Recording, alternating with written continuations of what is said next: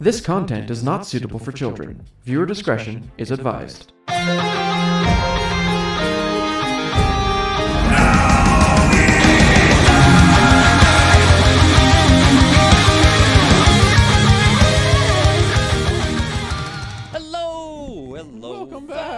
Welcome back to another exciting episode of Pokemon D&D Wundoro Adventure. I'm sure this will be a very exciting episode. On Pokemon D&D. Frieza. Frieza. No, what's his name? Cooler. Oh, the gym Guy leader? with an axe. The guy with Paul an Bundy. axe. His name is Guy. Yeah. Oh, I was halfway there. The guy with an axe. Yeah. He is the guy, and he does have an the axe. guy. He's Guy Macbearn. Guy Macbearn. So it's been Super 2 weeks Canadian. Sorry. since we last played, which is kind of nice to be back on schedule, and things are getting pretty excited around here. Yo. Yeah.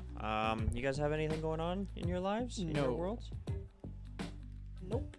My life is perpetually boring, except for a stream tomorrow night, Back. which should be fun. It will be eternal. Yes. Yeah. Back to work. And All for the something stress. that the band is doing on Friday. We're trying to be all mysterious about it. Ooh. Dropping hints. Is that should they be watching a channel for that day Yeah, and should be time? watching Silent Lion Metal for Friday at 2 p.m. Mountain Time, MST. Just Mr. shamelessly Man. self-promoting everything Hell else we yes. do. Hey, that's what this is for. Follow me on Instagram because. I'm kidding. If we're promoting things, now's a good time to say thank you to At the Lighter Arts for the character tokens that you will see in much use today if all things go according to plan. Yes. Which they never do. Thank you to Joe the DM, also on Twitter, for the Pokemon 5e homebrew that we are using. You can find more about that at www.pokemon5e.com. Download the PDFs and whatnots. Thank you to Kevin McLeod of Incompetech.com. Nobody thanks him enough, but the music that you hear is typically his, no matter where you are. You even hear it on the radio nowadays. Yep. You he can hear does it on good like work. 99% of people's music videos, YouTube videos. It's true. Yeah. Thank you to Mikkel_Beats for the rest of the Chill movie. soundtrack. Yeah, that's the one. I've heard enough. I can pick up the slack. I can do the thing. Is there anybody else to thank? Probably. Our viewers. Our viewers! All This is those people that have been watching us lately. Yeah. Right. Yeah. Why? I agree, though. This is our 27th episode. I think we're pretty great. And we Same, do appreciate everybody who has put a taken lot the of work deep into dive. this. It is interesting to see the people who we can watching our episodes starting at like 1 Yeah. and it then seems like a working their way chronological through. order. Yeah, and most of the people who are watching like binge it. So you Yeah. guys are super cool, Awesome. and hopefully when you catch up to this, you realize that I'm talking about you. Hell yeah. Yeah, and I You legitimately... specifically, you in that chair right now, Yeah. or that couch, or that bed, whichever one you're on. You specific person, if you're walking You're down beautiful and we love you. Yeah, as someone who is trying to get my D&D fix by finding a podcast I really want to invest in, I can honestly admit that like it's a tough world out there to navigate a good podcast D&D live play that you want to listen to. So. Yep, and we like to think that we do a good job of ours. Yeah, I might be being a little narcissistic or self-promoting, but I think we try really hard. Well, and to be fair, if you're putting out a product that you're not happy with, why the fuck are you putting out the product? Exactly. Oops, the fuck. I think we try really hard, and I appreciate those that want to listen to us, because I'm on my own journey. I'm trying to find somebody other than Critical Role to listen to. That's why I get so annoyed when musicians get pissed off at other musicians for listening to their own music. Well, yeah. They're gonna like the music that they put out. I mean, I don't listen back to these, but that's just because I really hate hearing myself. I've learned to not mind it, because I have to not mind it. Drives me nuts. Because I have to sit there with fucking mic while we're recording music and go like, oh, okay, we'll play it like 5 more times so I can see if I'm slightly sharp or slightly flat, like where am I at in accordance to where I should be. It's good to be critical of yourself, especially when you're creating creative things, right? Yeah, It's the only way that you can learn and grow and move forward. Yeah. It's important. Yeah, so even we're just listening to your old shit and reflecting back on it and being like, hey, I could have improved this. Yeah. So thank you, Let's go all play of you some out there gym. who are doing Yep. that. So, I am totally prepared for this. I am not. today, I guess I will do the intro. So, Crap. last time we began our episode after the brutal fight with the Basculin aboard the boat out on Make-A-Wish Lake. You walked away with a fantastic catch, Brooke, and Beautiful. the rest of you decided to turn back towards the shore, it being more of a fight than you anticipated. Well, we might have convinced Professor Larch to start paying people more to go and do it. Yeah, which means that Completely it might be accidentally. worth our time to go back at some point. Yeah. You guys did end up going back to the Pokemon Center. You had a great conversation with Professor Larch, and she had also requested that, given the information she had learned from your young Basculin, just from a very preliminary Strapping young lad. He's very inspection, strapping. that there may be something more lying on the western banks of the shore that may lend some clue to where these invasive Pokemon came from. You guys agreed, and then wandered off with Molly to go and check out the gym. Walking inside, you detected that it was not in fact a water gym, as you had anticipated, Yeah. We just speculated. but a grass gym, and in fact a beautiful greenhouse containing Beautiful. all manner of plants and flowers from all over the world. You met a few young strapping trainers and gardeners in their own respect who chose to battle you under the tutelage of the large and imposing, though soft-spoken, gym leader, Guy Macbearn. Yeah, we did pretty well. Guy and McGuy. the little shit boy ran away and let the girls pay. Yep. Dick. You did beat them. I want to impress these women. I'm not gonna get the Yeah. I'm going to impress these women by being a cheap asshole.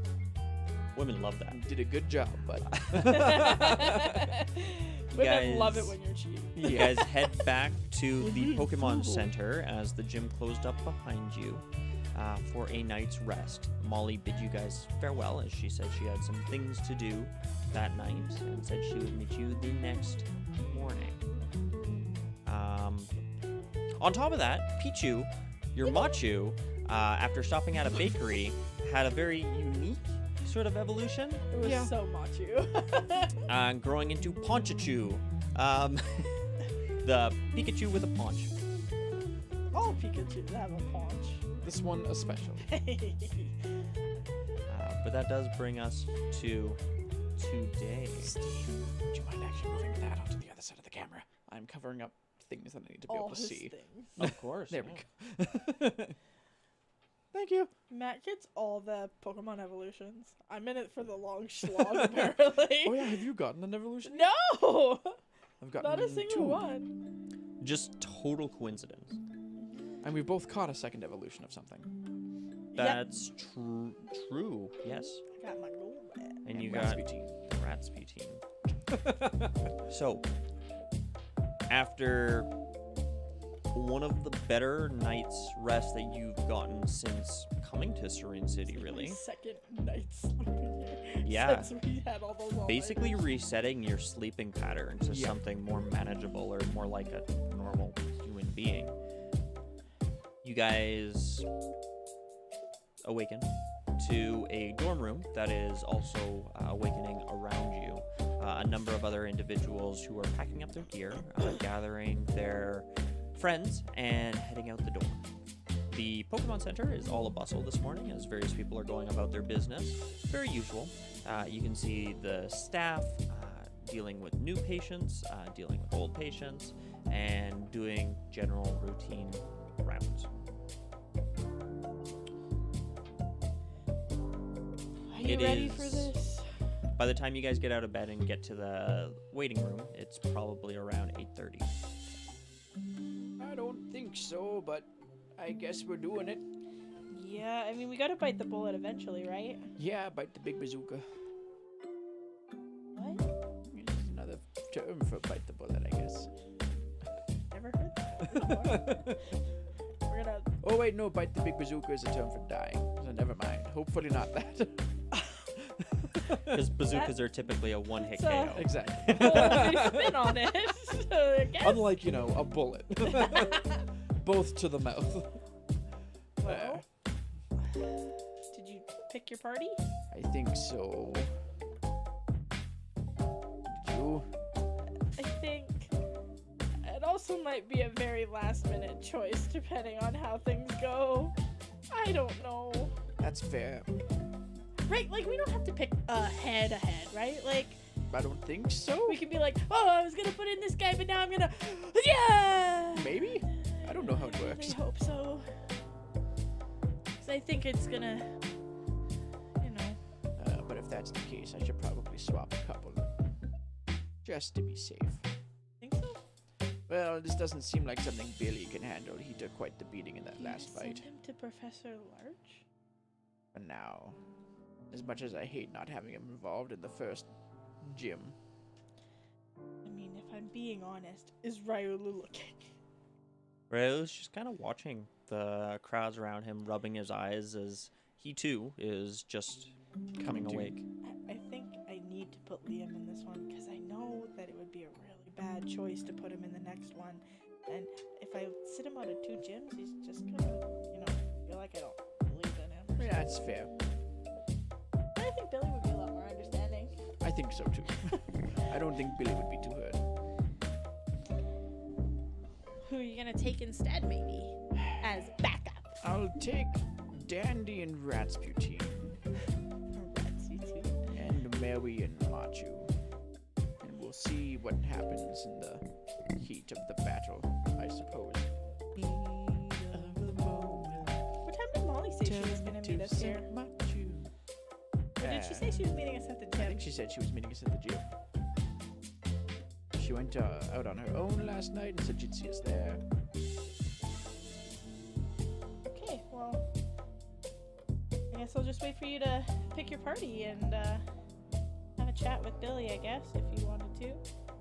And we'll head out. Sure. I don't think I'll have a chat with him first. Well, I'll just say bye for now, but it's gonna be weird. This is the first time we'll have not had him in the party. Yeah. He'll understand. He'll get to see everybody else. Exactly. He'll get to see Belle again. Oh yeah. So Let's just hang out. I guess there's that. So I'll go up to Billy. Okay, he's just looking around, and another person walks by, and he goes, "Woo, woo," and waves, and he sees you walking up, and he smiles. "Woo, Hey, buddy. woo, woo, woo." Do you want to go see some of your other friends for a bit? Like, you know, Belle and Stacy. It means that you'll be away from me for a little bit, but not for long, don't worry. I just saw how hurt you got in that last fight in the gym. I don't want you to get hurt again. He looks down at himself and almost looks at his hands and looks back at you, and he looks a little disappointed and goes, "Ooh." Oh, don't worry. You'll be there for the next one, for sure. Roll persuasion. Oh, fucking first roll tonight is so bad. Oh, sad. What was it? No, I need Billy. I need Jackson's stats, not my Pokemon. Oh God.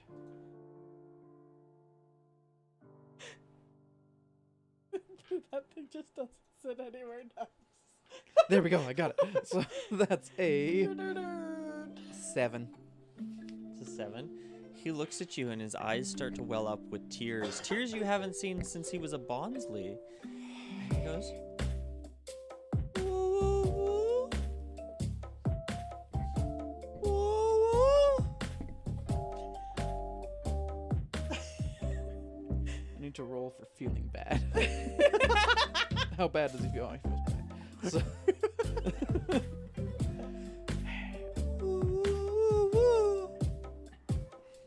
He looks down and he kind of kicks the tile floor a little bit.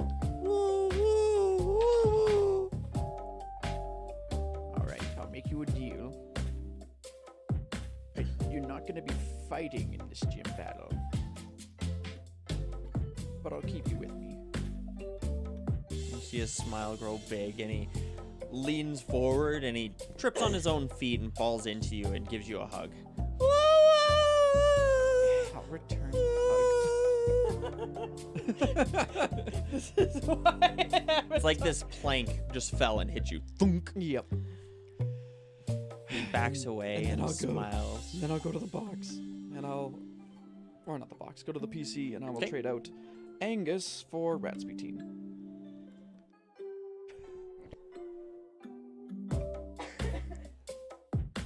What's Billy's charisma like? How much did I just get fooled accidentally?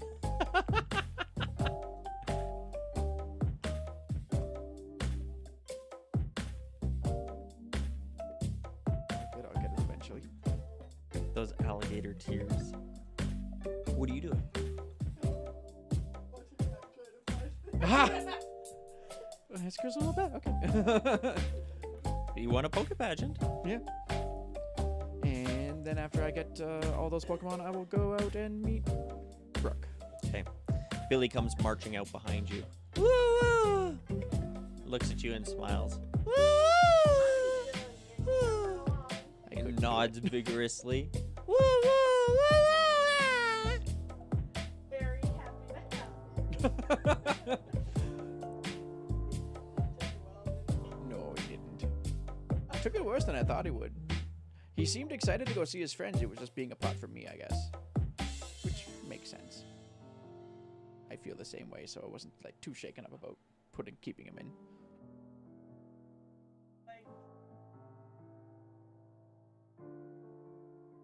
Yeah, pretty much. We ready to do this, Liam? Looks up at you. Win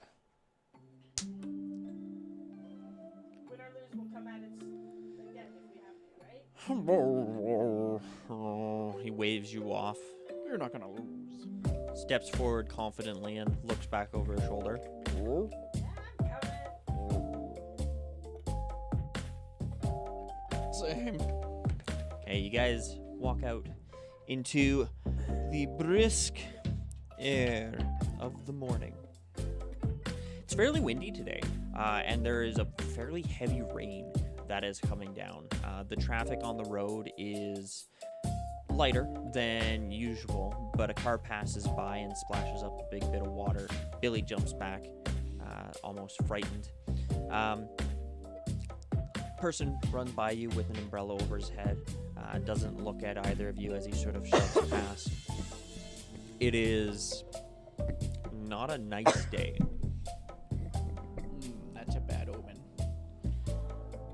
I mean, no, we'll do fine. We'll do fine. Maybe it's a I'm really, not nervous. really like good omen. Sure. Like, don't people say that if it like rains on your wedding day, it's good luck or something? Maybe if it rains on a gym day, it's good luck. Do people say that? I don't know. People say that, but maybe it's just to make the bride and groom feel better. Yeah, maybe. You hear thunder rumble over top. I don't have Angus with me anymore.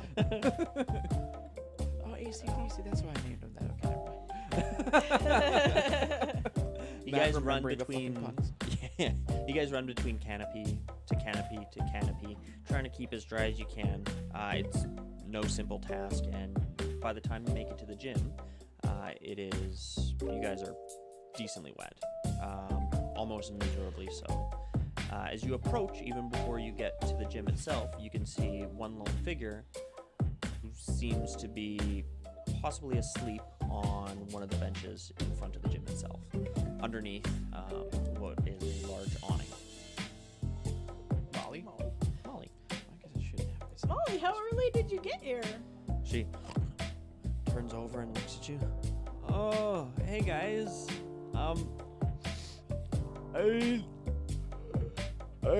Did you sleep out here? I mean, only the last couple minutes. No, I couldn't sleep last night. I kind of gets like this before, big things. I couldn't sleep the night before I battled down in Brambletown either. So I just kind of wandered last night, and I was here first thing this morning when they unlocked the doors.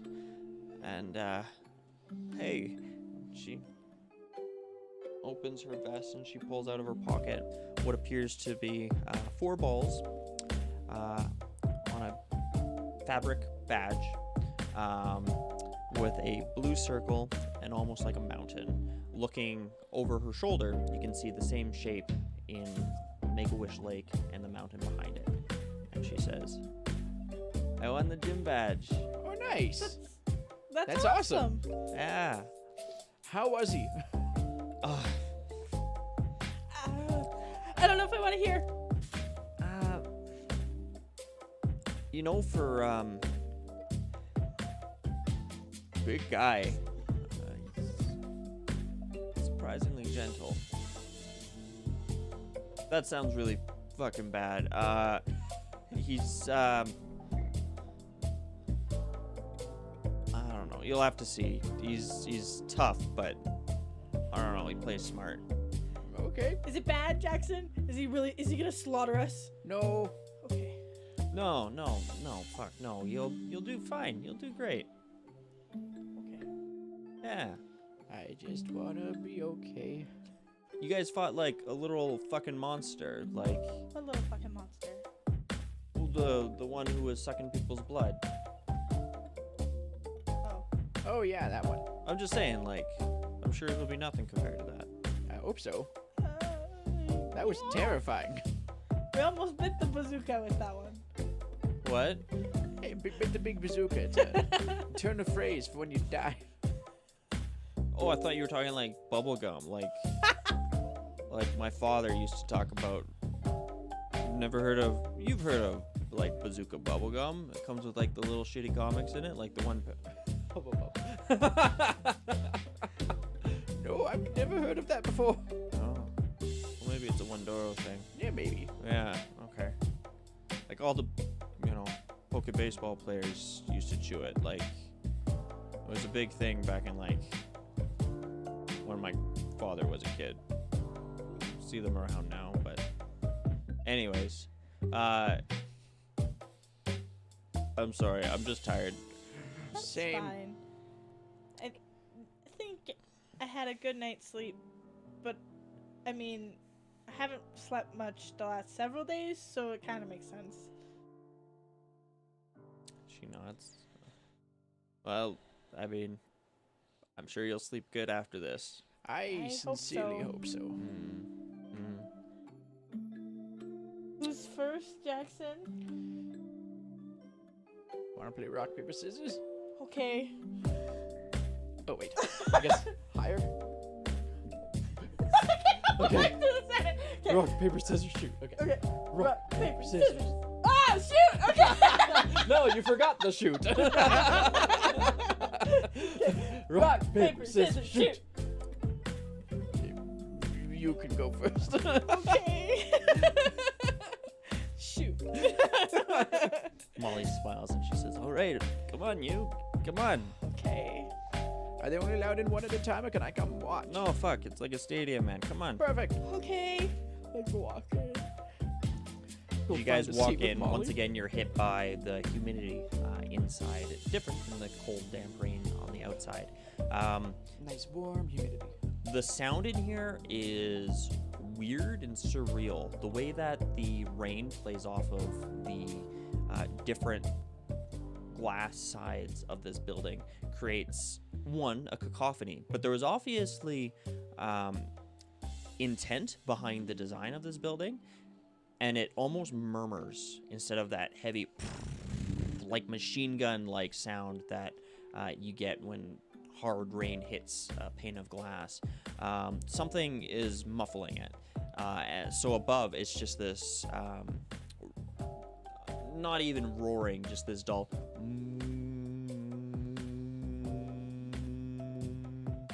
with the occasional bit of percussive, heavier hit. Okay. I got this. Yeah, you got this. We got this, right, Liam? We got this. You see Guy is just tending to a few plants. He's got the axe by his side, and he is laying down some fresh potting soil around a small flower, and he turns around and he looks up at you two before standing and towering over each of you and saying, "Oh, hello there, you two. Hi. Welcome back to the Serene City Pokemon Gym." Thank you for having us. Thank you. I take it you are here to battle, like young Molly here. We are. Yep. Oh, good. I was hoping I would have more visitors today. Yep. Looks like I'm up first. Oh, that sounds nice. I don't think we'll have many watchers today, but that's okay. Less pressure that way. Sounds nice. Yes. It Please does. follow me. Okay. I've already prepared ourselves a good place to battle. I think we'll use Field 2 today. Okay. Reach down to hold Liam's hand. I'm nervous. Liam reaches up to your hand and holds it as he looks up at this giant man before him. The man picks up his axe and slings it over his shoulder. And he waves to you.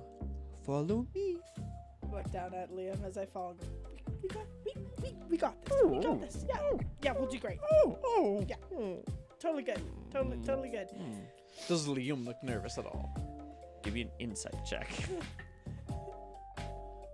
Oh, that's way better. That's the second highest I could have rolled. So that is no, not Billy. For insight, oh my god, why can't I read anything? That's a modified 20. Yes, absolutely. Usually he is full of cocky passiveness, where he'll wave somebody off or say something without even really thinking about it. You can see him watching Guy as he moves.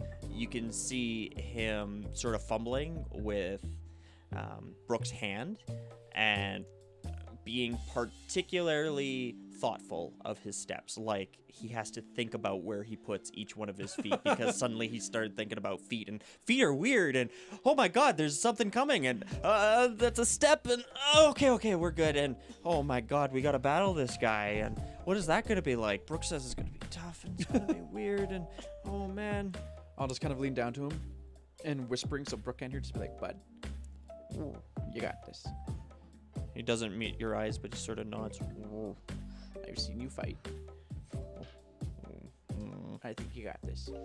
And I'll just give him a Nods little again. double pounded.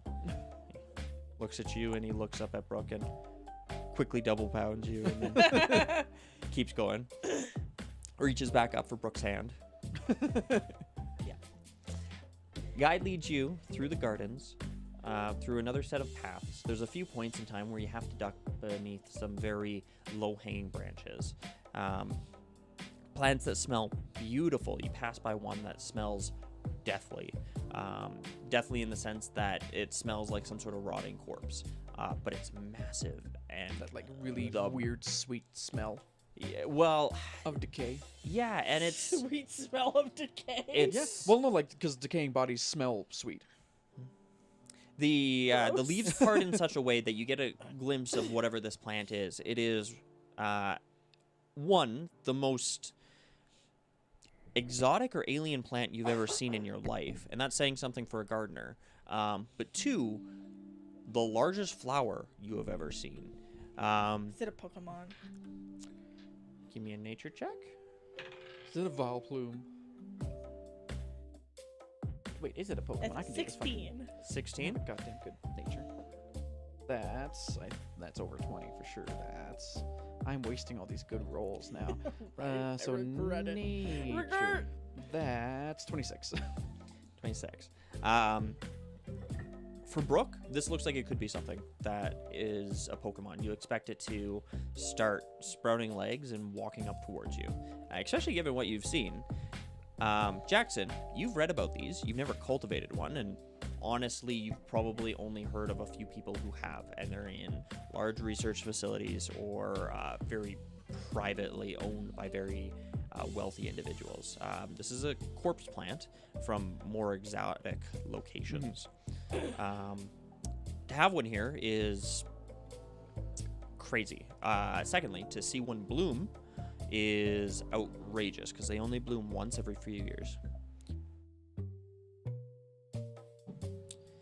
Guy doesn't seem to take note of any of this, and he keeps walking by. The path opens up into what appears to be a small seating area surrounding another square set field. He steps to one side of the field, and he motions for you to step to the other. These stands are empty, save for two faces that you recognize from the day before. The two girls that had been here previously are sitting. Each of them seems to be sharing a bit of gossip or small talk, and looks over in your direction and smiles. They seem excited for whatever is about to come. And I'll go find a seat with Molly, and I'll pop out Maui Okay. to kind of chill and watch the fight. Oh shit, oh shit, oh shit. Lots of cover, fuck my life. The Good field and bad. is about the same size as the other ones that you've encountered. It is of a standard or typical tournament-sized battlefield. But it has far more foliage than you're used to. Even compared to the last field that you were on with the large planters, this one has an array of bushes. Some berry plant, the berries don't seem quite ripe yet, and a massive tree in the center of it. Looking around you now, you appear to be somewhat center of the building itself, giving the tree itself lots of room for the canopy above. I just want to get a good view of the pixel version of the dude. Zoomed all the way. All the way in. Before zooming all the fucking way out. Wah! Not all the way. Wah! Wah! Wah! I'm gonna stand in my spot, kneel next to Liam for a second, Liam looks at you. says, I know this is your first time. Like, I've competed, not in Pokemon, but other things, and it's perfectly normal to have butterflies in your stomach and feel nervous, and He holds his stomach and looks up at you. I have faith in you. It's got Butterfree in his stomach. And I think we can do this, and win or lose, we'll learn something. But you have to trust yourself too, okay? Fist bump? Nods. Give me a persuasion roll. That Here we should go. be a 16. Nice. He very happily fist bumps you, and he takes a confident step forward and nods, looking straight across the field towards Guy, who is now leaning on his axe at the other end of the field. Molly leans over to you and sort of taps your shoulder and says, "Is she always this emotional?" Yep. Yeah. Say, okay, buddy, I'm gonna start with Keegan, because I guarantee that guy over there is gonna pop up something that can fight against Keegan, and that's when I need you to roll in. Got it? Ooh. He Strategy. nods and he steps backwards towards Cool. the line. One of the girls who is sitting on the bench that you recognize as If I remember Ivy. her name. She was the girl in the nice dress that didn't seem prepared for work today. She is wearing the same sort of coveralls and an apron as before. Her hands are dirty, but she wipes them off and she stands and she walks towards the center line of the field. And she looks between the two individuals. And then she turns her attention solely to yourself and then addresses the crowd. She says, "All right, this is a standard Pokemon gym competition.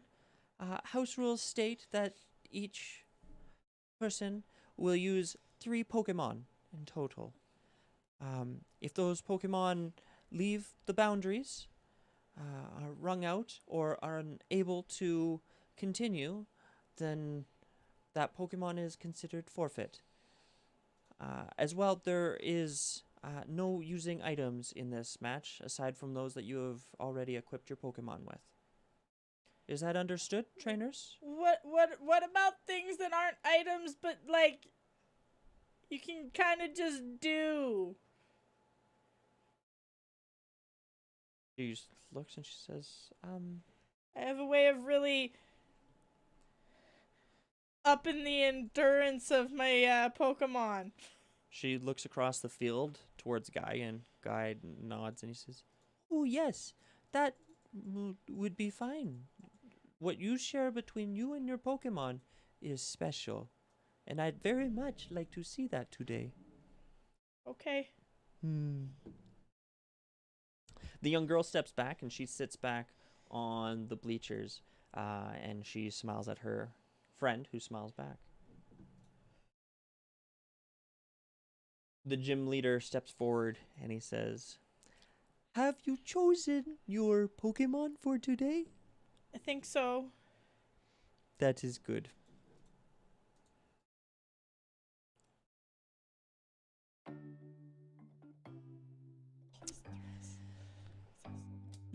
The gym leader takes a deep breath and closes his eyes. Oh my. He holds that for a quick second before releasing it and staring across the field at the challenger before him. Previously smiling, this gentle giant, now he stands as tall and as powerful as an ancient cedar.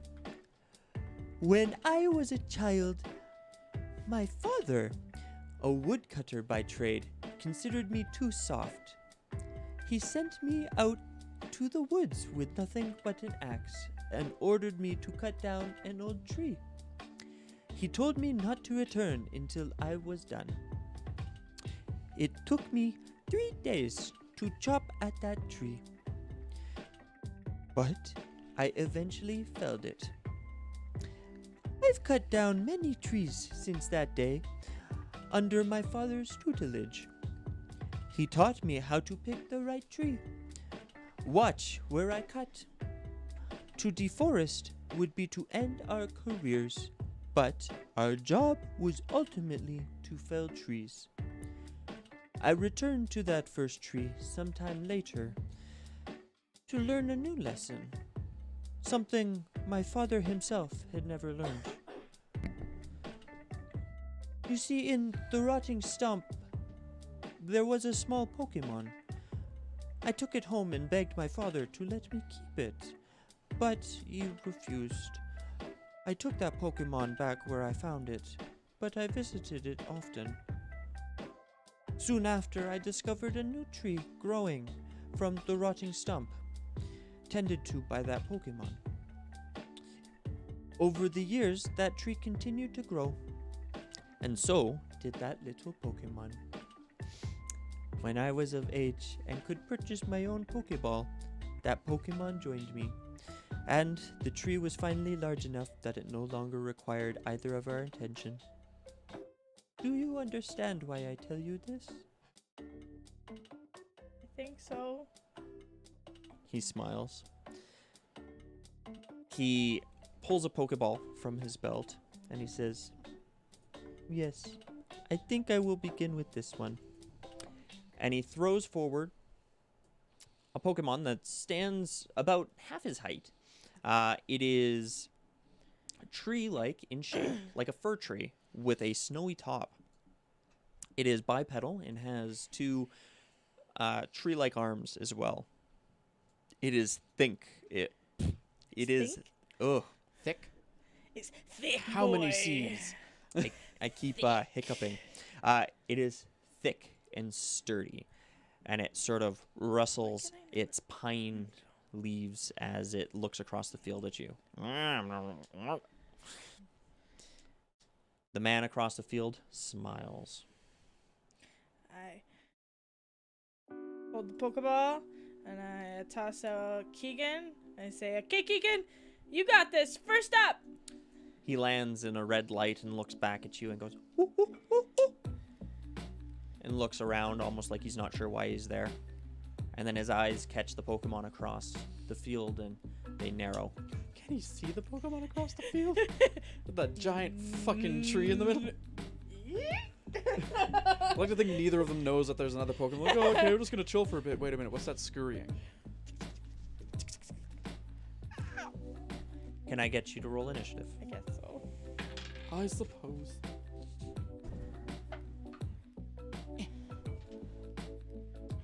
Would you roll? 14. Bishop is Okay.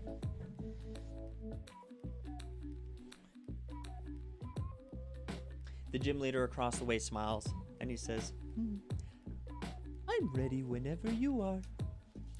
Rook, it's your turn. Music. So nervous.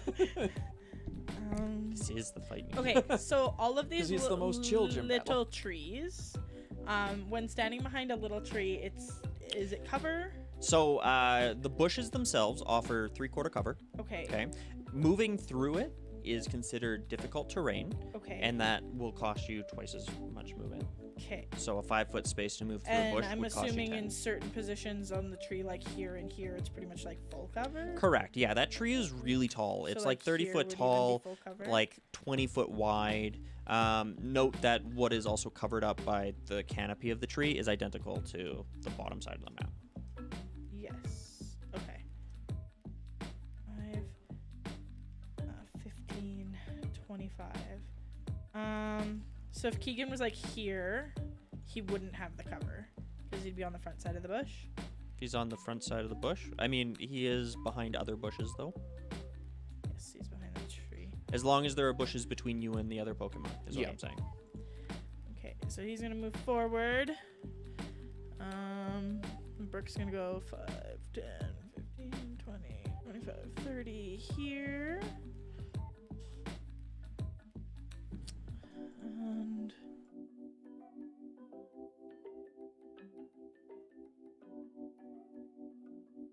okay. Okay, Keegan, work your way closer, a little bit at a time. Keegan dives into the bushes and starts wiggling his way through. Ooh, ooh, ooh, ooh, ooh. They're thicker and firmer than you probably thought upon first glance. Well tended, very healthy plants. Okay, and At the end of your turn. yep, he's not taking an action. Okay. Guy smiles and he says, "Oh, very good. Snover, duck into those trees there. Don't let it see you. Not till we're ready."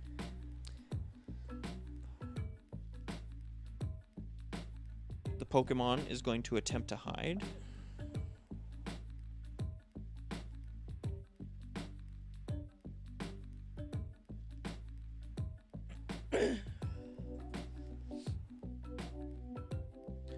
And wonder if I can do that. Do which? I was gonna see if I could make it so that. Never mind. If you want to make it not visible, you can always move it to the GM later. For the moment, disappears. Okay. And then make it reappear from the GM. Yeah, it jumps into the bushes and you see a small rustle, and then the thing is just gone, seemingly. Your turn. Okay.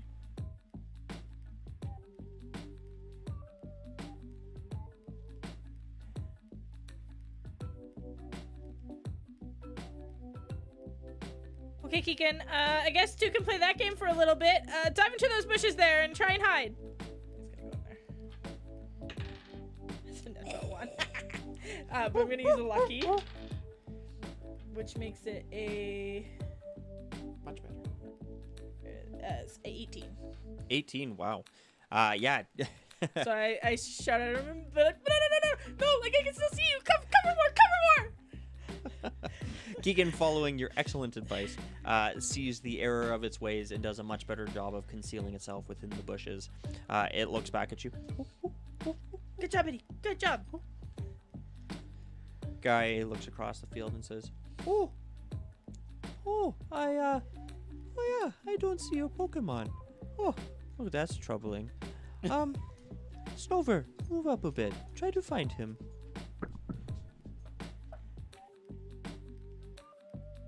The Snover breaks cover, and you can see it for a moment. And you can tell that it is trying once again to conceal itself, but doing a much poorer job. And given its make, this Pokemon is fairly big, period, versus these shrubs. And it's got that white top that kind of just stands out. Your turn. Um.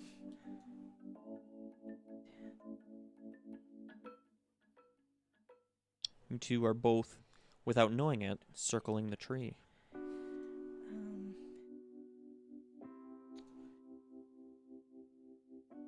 Keegan, move up around the other side of the tree. See if you got sight on him. And he's gonna go 10, 15, 20, 25.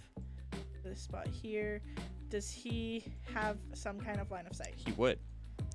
Yeah, moving around the side of the tree, looking over. This other Pokemon, not very well hit at this moment, is within good sight of your Chimchar. Are the bushes difficult terrain? The bushes are considered difficult terrain. I went 10 instead of 5. And then this one would have been normal. Yeah.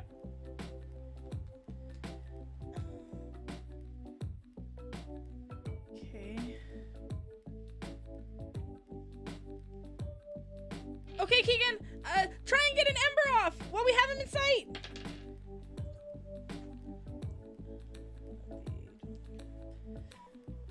I see you, Ozzy.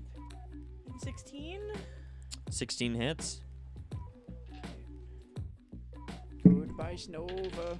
It's been nice. 6 points of fire damage. It's too 6 bad. points of you're fire damage. Made of ice.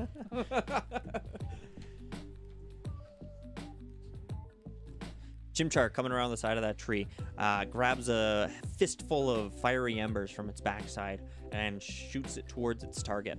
The Snover, who thought it was pretty well hit, is very surprised to get a head full of flaming hot coals. It kind of jumps in place and starts patting itself out, setting some of the nearby leaves on fire, which quickly smolder and go out. It doesn't look very happy. Guy seems not Nice so for happy effect. about this. If you can hit him, he might be able to hit you. Guy says, well, that one could be troubling. Why don't we try something else? You know, let's be gentle.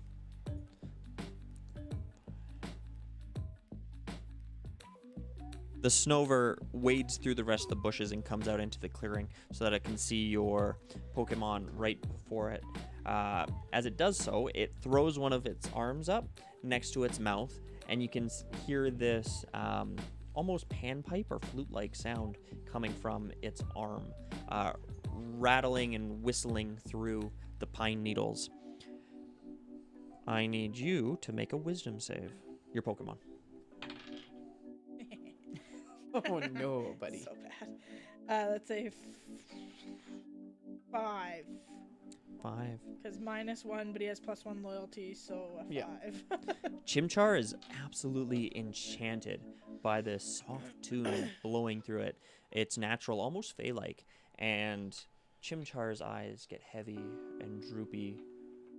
And the next thing you know, Chimchar is softly snoring on the ground, leaning against the side of the tree.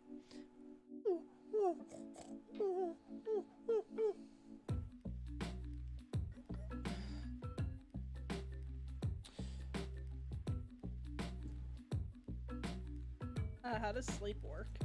I was just about to pull that up for you. Yeah, we've never had a Pokemon go to sleep before. It's been a long time. I thought we did.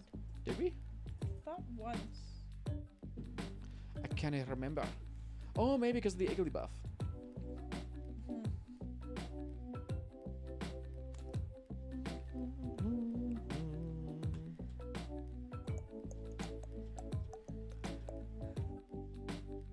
Come here. Is it like so many rounds? It is. I usually have this available. I forgot to open it today. All right, asleep. A creature that is asleep is incapacitated and restrained for a maximum of 3 rounds, failing all strength and dex saves during that time. If a Pokemon is returned to its ball during this time, its rounds count as paused until released again. A sleeping creature on a rolling a d20 as a bonus action at the beginning of each of its turns, waking up on a result of a 13 or higher. So it is now your turn. So I roll a d20 to see if I wake up? Yeah, and that will count as its bonus action. You Okay. commanding it to. Do I know how many rounds I'm asleep? For a maximum of 3. Oh, okay. That's a 17 to wake up. 17, yeah. Keegan wakes up. Oh! Good job! Way to wake up, buddy! Amber him! The panic. Yeah. I'm gonna use a lucky on that. 17 to hit. 17 hits. Nice. 9 points of fire type damage. Wow. Max damage. That one hits it square in the chest, and it actually stumbles as it tries to get backwards and away from the fire, doing massive amounts of damage to it.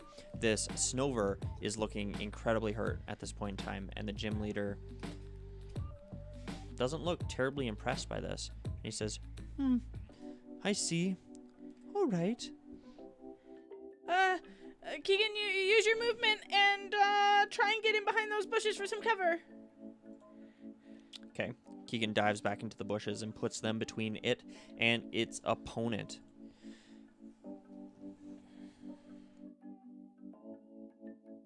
Okay. You had me worried there for a second.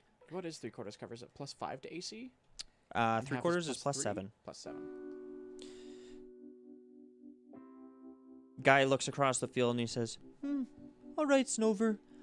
One more time. Starts playing that same pan, fluty type music. Need you to make another save. Okay. I'm gonna use my last lucky. No. 4. 4. I rolled the same both times. Chimchar is absolutely enchanted by this music. The second time it rolls through, you get the sense that it knows that it should probably try to keep itself awake to avoid listening to it, but it doesn't even put its hands up. It just kind of sways gently in the melody and then falls softly against the branch.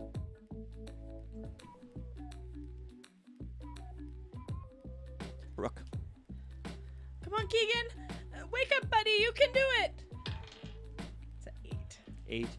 This time Keegan is too fast to sleep.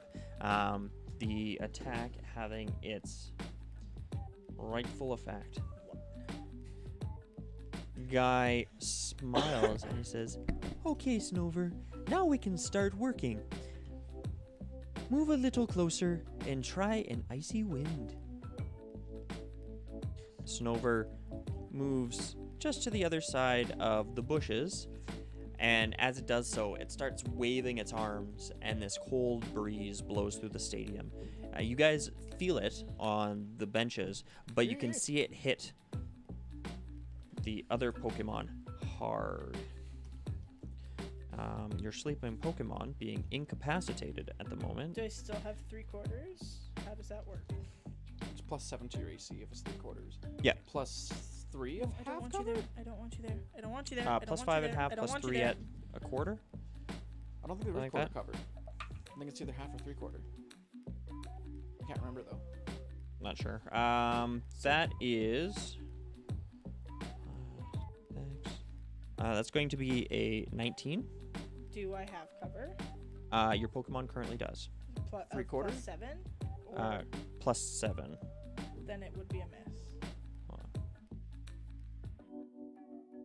I have a modified 20 to cover. I suppose I could Google some things while I'm... Oh, no, I can't. Oh, wait, no, I can.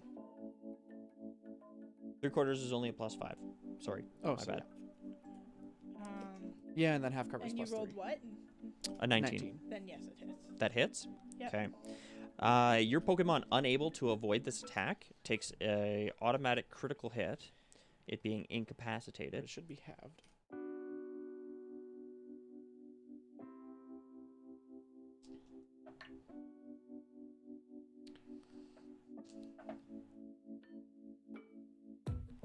That's going to be 15 points of ice-type damage as it blows over its form. You can see little ice crystals form over the body of this small fire ape and then immediately start to melt and drip away.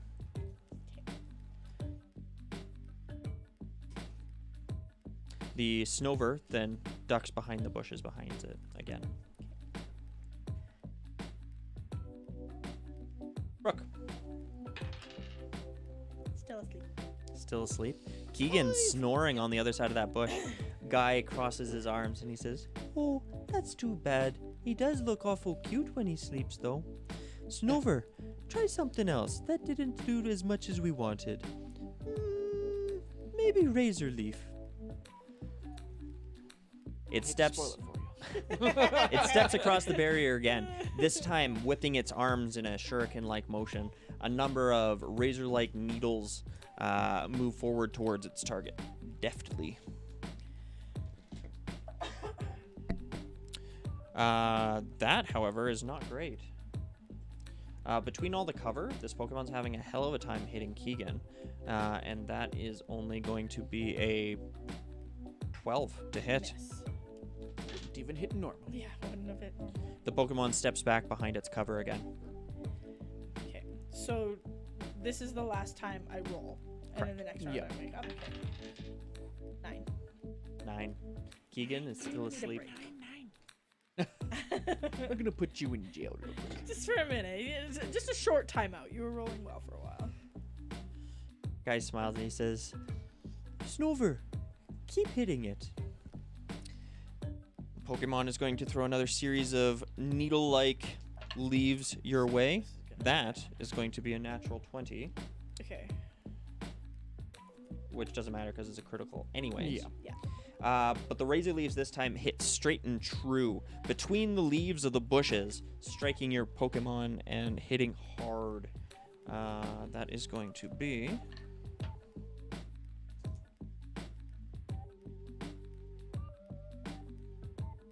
21 points of grass-type damage. Reduce to 10.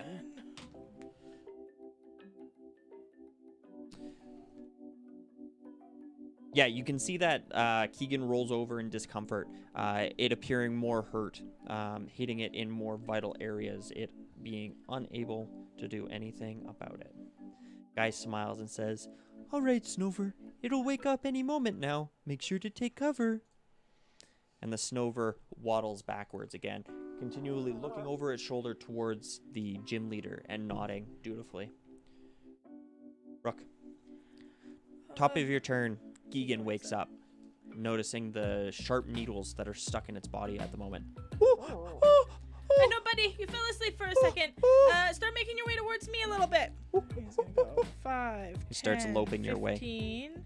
From here, does he have like full cover or 3/4? 3/4. Okay. Yeah, he just sees around the side of that tree. Let's try and hit him with an ember first.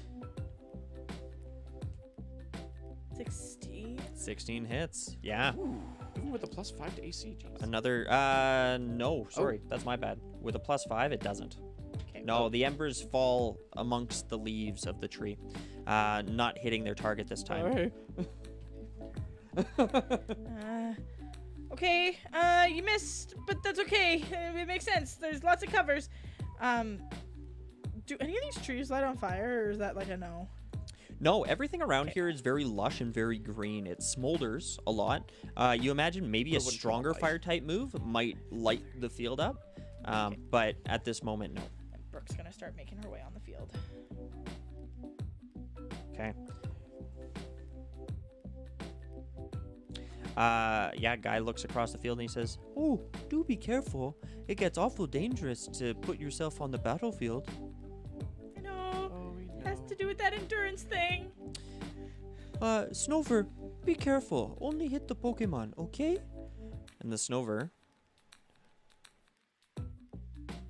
moves around the side of the tree and once again whips another bout of razor leaves towards your Pokemon. Okay.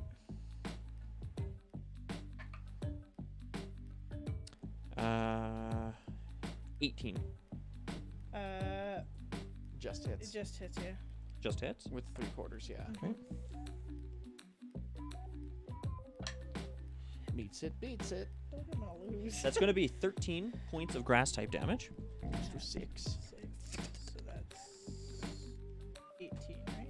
Yeah.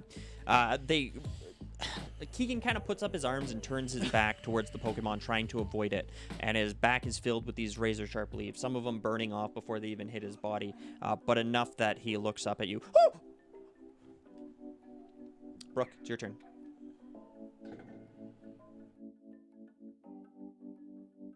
Walk in. stroke him, give him a scritch, and say, I know, buddy, you have the advantage whether you think so or not. And I'm going to give him 15. He gives you these big baby doll eyes and goes, oh, oh, oh, oh. And you can see him picking little pine needles out of his back. And then I'm going to back off. He looks a little more steadfast and he turns back towards the opponent. You can see him balance on his two front arms and his have to back use your leg. action to command him to do stuff. Yeah, Correct. So he wouldn't be able to do anything. Guy looks across the field and he says, that makes me happy to see. Snover, he looked a lot more peaceful when he was asleep. Why don't we try that again? Try to do it permanently this time.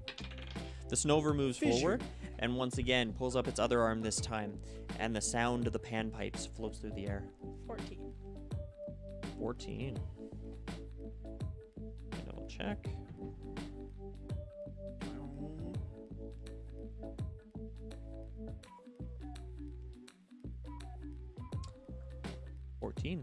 Meets it, beats it. Yeah. Yeah, Keegan, between you giving the words of encouragement, it touches its head again, and it starts to nod off a little bit, and then it shakes its head and looks back at you and nods. And it starts firing itself up and jumping a little excitedly in its spot. Guy looks a little concerned by this, and he says, Snover, put that tree between you two. And the Snover moves the rest of its movement to hide behind the tree. Okay. Brook. Ouch.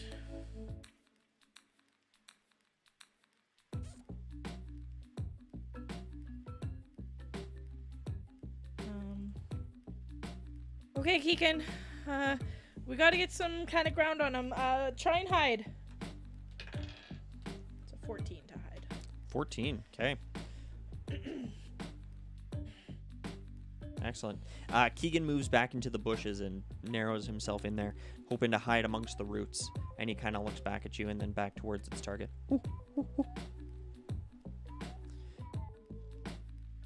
Guy narrows his eyes and he says, I don't know where it went. Why don't you try and hide too? The Snover moves behind the other side of the tree and disappears from your sight. Brook. This is what today's gonna be like, hey? Just another tree amongst the bushes. If I'm in this spot here, can I attempt to hide or no? Probably not, hey? 'Cause the way the bush goes? Hiding, to attempt a hide action, you would have to put something to obscure yourself from the enemy. Yeah. You don't know where the enemy is, so you could certainly try.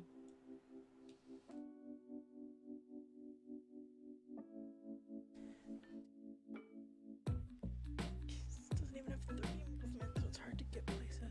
Yeah, especially with difficult terrain everywhere. Yeah. That'd be 10, I really need to go to the bathroom. I'll be right back. 15. But there's no bush here, right? Where? In this spot. Nope. Okay, buddy. You can only move as far as you can move. So, get in there behind that bush and do your best to conceal yourself. Just gonna go there. Am I just rolling just straight, not at disadvantage or something because there's no actual cover? No, just straight. Okay. Okay, that's not very good. That's a 6. 6. Okay. Keegan bursts through the bushes and tries to jump into another one.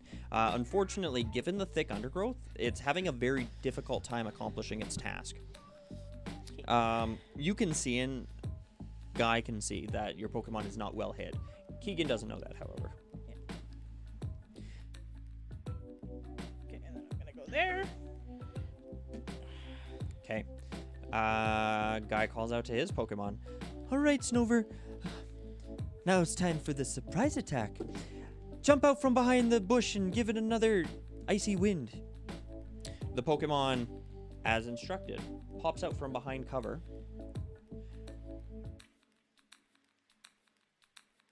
I don't have any cover right now. And whips its arms up into a frenzy, causing a flurry of icy, snowy wind to fly towards your Pokemon. You, being right behind it, feel it hit you. It is cold, it is wet, it is uncomfortable. You can only imagine what Keegan is feeling at this moment. And that is going to be a 26 to hit. Sorry, Yep. 23. Yep. That was a really good roll.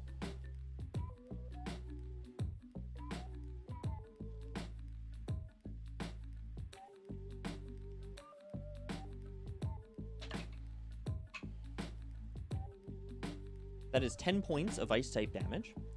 That strikes Keegan. You see that he has a hard time standing up as Just a the wind 5. strikes him. It nearly knocks him backwards and onto his butt. The Pokemon then pivots and jumps backwards towards the bush. Brooke, it's your turn.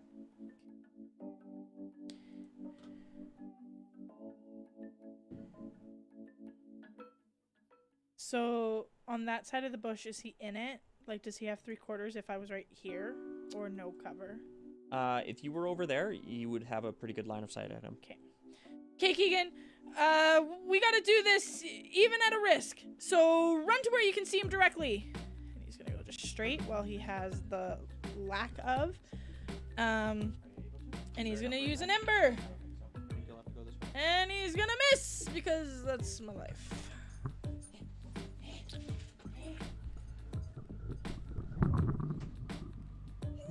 That was a 9. That was a 9 to hit. So I'm assuming that misses. 9 does not hit. Yeah. Keegan, running out in its excitement, discounts the fact that it still has that bum leg. It trips a little bit and pivots and hits something off to the side. The embers go cold. Keegan looks a little disappointed, but hops in place, still fired It's up. okay, buddy. Guy looks around the field a little uncomfortable and says, Snover, it's a little close for comfort, wouldn't you say? Try to knock it back with the powder snow. This time you see Snover's cheeks inflate. And it blows outwards towards the small chimp-like Pokemon. That is going to be a 18 to hit. Yeah.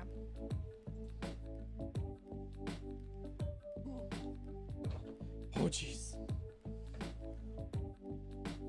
It's almost spooky. That's a low roll. 5 points of ice type damage. Hell yeah. The ice freezing midair around the Pokemon, but its fire burns bright and the frost starts to melt in front of it. The water's still doing a bit of damage to its form, but Chimchar is largely untouched by this attack. Okay. And the Snover backs up further into the trees.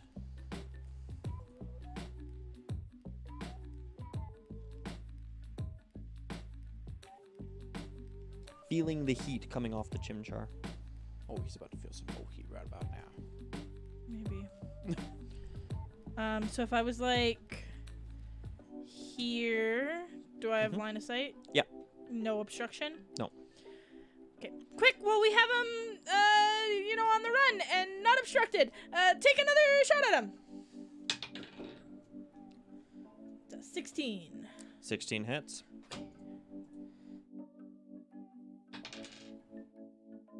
Eight points of fire type damage. Okay. Chimchar runs forward, diving behind the next bush and then springing outwards. It grabs a cluster of embers from behind its back, flipping it in front of it. The Snover, trying desperately to back off into the bushes around it to conceal itself, can't get quite far enough back before the embers scatter across its form. It starts patting itself, panicked, trying to put out the fires, but eventually it just falls backwards, falling faint. The Pokemon disappears inside a bright red light as the gym leader runs forward and disappears inside the Pokeball. Guy smiles and says, "That was very good. You are well practiced, trainer. Thank you. Now, let's see if you can handle my next Pokemon. He's known for putting out tough fires. Onyx. Suddenly throw some massive curveball. Fuck. That's not a grass type! Or a water grass! Or a snow grass! Okay. He throws another Pokemon and it lands in the bushes. It starts pulling itself outwards, and you see what might be a small child with a hat. Oh. And then you look at it a little further. It's gangly. Its arms long enough to reach the ground. It is blue and green with a lily pad atop its head and a duck's bill on its face. It looks sort of unimpressed, and it looks across the field. It sees the flaming Pokemon, who is turning around to meet its new opponent. And it laughs jolly fully. Guy smiles and he says, "All right, Lombre. Why don't you put his fire out?"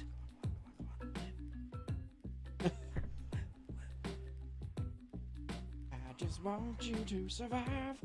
The Lombre steps out of the bushes. It gathers a mouthful of something, its Do cheeks I have filling up. 3/4 or no? No, it sees between the bushes here in front of it, towards you. It's fine. And it lets loose 3 bubbles that fly towards your I knew Chimchar. this is coming. Yep. Oh, Bubble is scary too. That's why I was like, I have to get one out with Chimchar. I have to. The first one's a 14. Yeah. The second bubble is a 18. Yeah. The third bubble is a 20 not natural. Oh Yeah. god. Okay. Good. The first bubble strikes your Pokemon, doing the wrong dice. Doing 5 points of water type damage and popping. The second one hits, doing another 4 points of water point damage as it 18. splashes the next one. And then the last one hits, doing a 6 points of water type That's damage. 30 total. The blast from each of these leaving Chimchar drenched. With each successive hit, he flails backwards, trying to cover his face and avoiding the water as much as he can You did before good, the final buddy. one knocks him backwards, disappearing into a bright red light. I He returns to you. really get to take someone out. Correct. And throw it within 60 feet of yourself. Guy says, "Oh, it's a shame. He was a cute little fellow." Thank you. Was as though he's dead. Yeah, no. Debating right He now. is an ex-Chimchar. The artist formerly known as Chimchar. The Lombre looking across Okay, the field. Liam. It's all you now, bud. Liam nods at he you. was technically out with me, so I won't retcon that. Mhm. 10, 50. Can he move? Is my turn or no? Yep. Okay. Okay, let's get in this fast as you can. 5, 10, 15, 20, 25, 30, 40, 50, 60. He's going there. Liam was practically frothing at the mouth as he runs out across the field. He jumps through the bushes and lands Naruto/superhero style on the ground and looks across at you, nodding. And he ducks behind the next bush, ready. The other Pokemon across the field looks and kind of Talking little shit. faux yawns. Guy says, "Oh, Lombre, that's not very nice. Come on, they are our guests." Be our guests. Be our guests. Put our service to the test. He says, "Well, let's see. If it gets a little closer, maybe we'll do something exciting. But until then, why not Old Faithful? Use Bullet Seed." I have 3/4. You do. Lombre for a second looks like it's chewing on something, and then it purses its duck-billed lips and lets fly a machine gun fire worth of fastly propelled, bullet-like seeds. He's Naruto Uzumaki.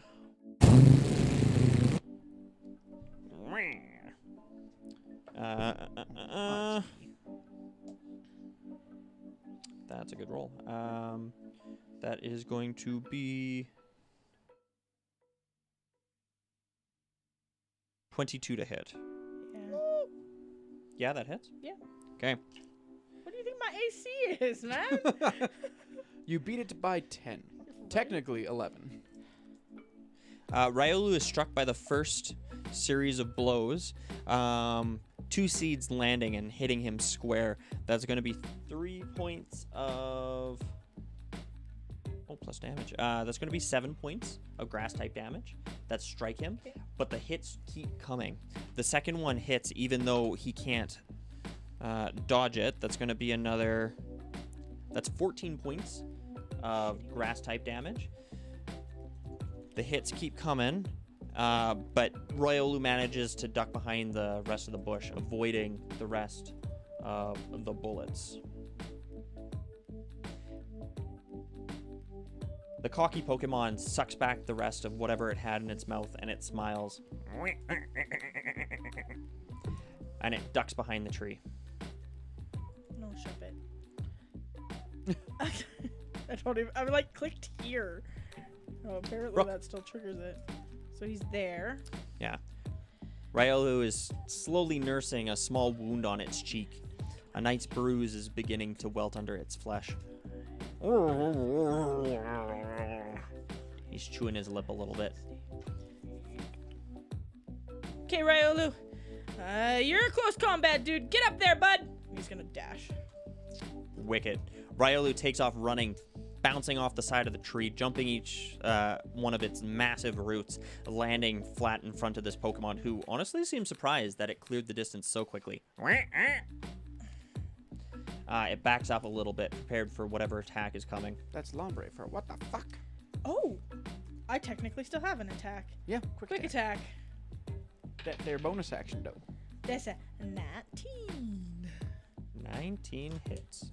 It's more of a sliding tackle than anything. Ryolu coming in hot, taking out the feet from below this Pokemon. 8 points of normal. Enough to send a Solid soccer player hit. flying. Lombre picks itself back up really quickly and holds its arms out and looks over at its master. Guy says, "All right, Lombre, use Fury Swipes." The Lombre flexes its webbed, sort of clawed hands, and it goes in for a series of furious attacks against you. So anxious. I still don't think I'm gonna win. That's a 7. That's a miss. Yeah, the Pokemon surprised enough that this smaller Pokemon came up close to it. Ryolu maybe only coming up to its chin. Lets loose a series of furious blows. Ryolu deftly moving out of the way of each and every single one of them. It smiles to itself. And it barks. Back towards you. Good job, bud. Okay, let's do this again. Quick attack. Natural 20. Wicked. Natural 20. 8 points though.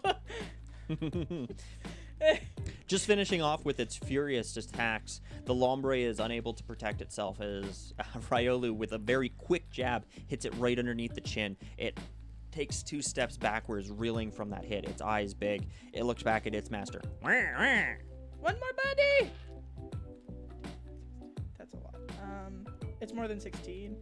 15, 18, 19, 20. 20 hits. 5 points. 5 points. Second one hitting it in its fat little belly.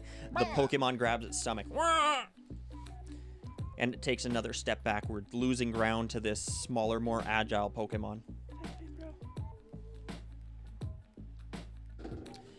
Oh, and then I'm gonna move. There. Because even I'm moving through bushes. Guy smiles and crosses his arms again and looks at the Pokemon with a cocked head and says, "Oh, come on, Lombre. You're going to let the little guy beat you up?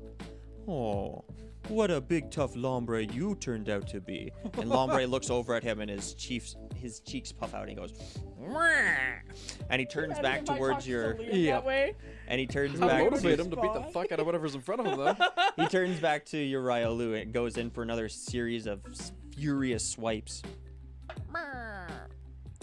That is going to be a 19. Yep. So the first hit, wrong dice, is going to be a 5. 5 points. 5 points of normal type damage. Okay, I'm countering the first. Okay. Natural 20! Jesus. Bro! 10 points. Wicked. Fighting. Riolu was ready for that sorry, attack. more than that. 11 points of fighting Okay. type. Riolu was ready for that attack, seeing it come once. This other Pokemon isn't attacking as deftly as it would like. It's not nearly as trained or as precise as the Riolu. And it gets hit hard by a shoulder as Riolu takes a first hit and shoves it back into it. However, this other Pokemon seems to be quite skilled in what it does. And without Riolu even knowing, it's getting hit a second time already. Sorry, wrong dice again. That is only going to be 5 points of normal type damage. Okay. And the hits keep coming. They don't stop. Another one's going to hit you. That one is 9 points of normal type damage. What is that? 17. Thank you. I was like 17, and then I was like, no, it's more than that. He's going to try and hit you again. That one does hit. Jesus. And that one's going to be 4 points of normal type damage. And he just keeps going. This Pokemon has rage in its eyes. 13. This time it misses. And its fury comes to an end. It's breathing hard. Okay, my turn. Brooke's gonna start making it up the field in hopes that she can get there. She's not gonna get there yet. Liam is gonna do a quick attack. That's a miss. Guy says, "Oh, careful you don't get on Another quick Lombre's bad attack. side. He has a bit of a temper." We noticed. It's a 12. A 12 does not hit. This other Pokemon, as lanky and awkward as it is, moves around the blow, absorbing a little bit in some of its looser flesh and shoving Liam back.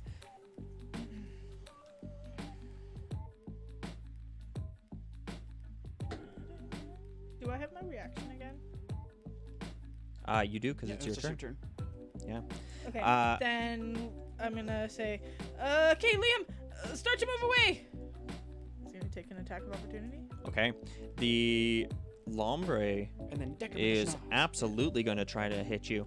It reaches both of its claws forward, this time for a different sort of attack. Come on and slam. It's a 14. 14 hits. Okay.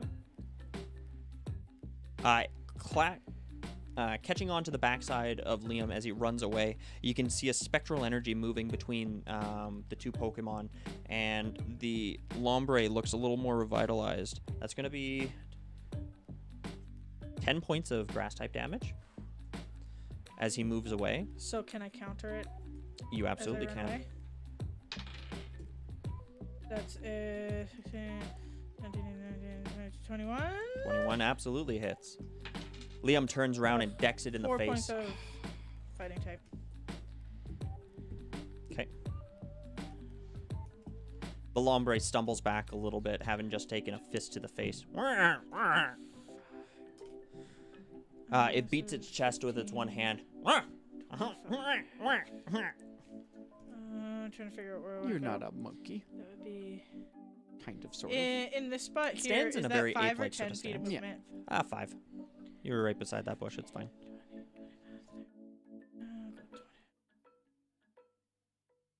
Okay, he's gonna go there then. Okay, Riolu takes a run around the side of the bushes, dodging and diving behind them, looking for cover. Guy says, "Oh, good boy. Look it, you got him on the run. Hit him with another bullet seed." The Pokemon's cheeks puff up once Can I again. have plus It 5? acts as if it's chewing something before it starts 3/4. spitting.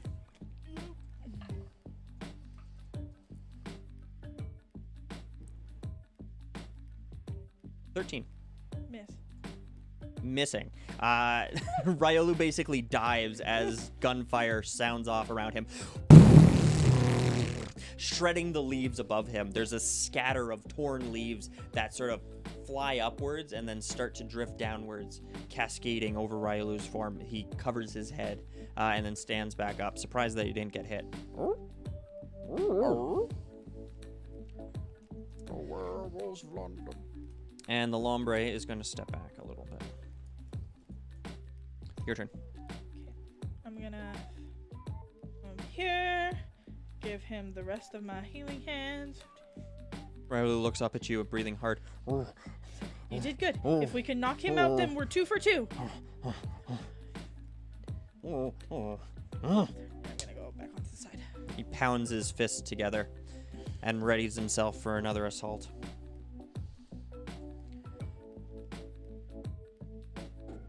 Guy smiles at you and he says, you have a very cute connection with your Pokemon, miss. Thank you.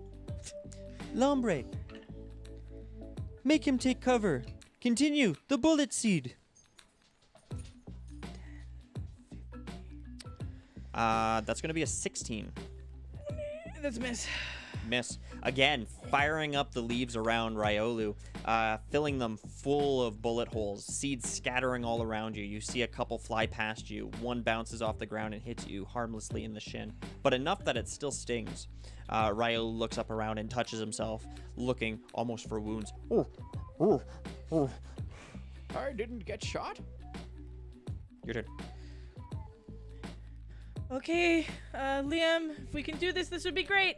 Cut through those bushes and use a force palm. So he's gonna go 10, 15, 20. I think that'll put me perfect. And then I'm gonna use force Wicked. palm. Liam jumps through the bushes, rolling, landing, and throwing his fists outwards in a practice motion. 21 for force palm. That definitely hits. Okay. Gathering up a burst of both aura and concentrated air, he forces it out 7 before him, points of fighting type damage. hitting the Pokemon in front of him. And 7 I hits. need him to make. Oh, sorry. On a 16 or higher, he's paralyzed, and that was above a 16, so he's paralyzed. Wow. The Lombre gets hit solid straight in the chest. It rears backwards, throwing its hands up, and then it clutches its chest for a I second needed that. and steadies itself on the ground. You can Great tell hit! that it's not moving nearly as well. Great hit. Now get him behind that cover. And he's gonna go here. Yeah, Riolu takes that opportunity and dives back behind the tree. This legitimately surprises Guy, and he looks between the two Pokemon, and he touches his chin with his hand, and he goes, "Oh, Lombre, that was something, huh? You're gonna have to play a little more cautious. Jump in those bushes. Get out of sight." And the Lombre jumps behind these bushes here, attempting to hide. But does so horribly. It does so in this very panic sort of motion, and you can see the leaves falling and flying behind it, and the large sombrero-like lily pad on top of its head stands out clearly amongst all the other leaves as it keeps looking up and looking across the field, panicked at this smaller Pokemon. Brook.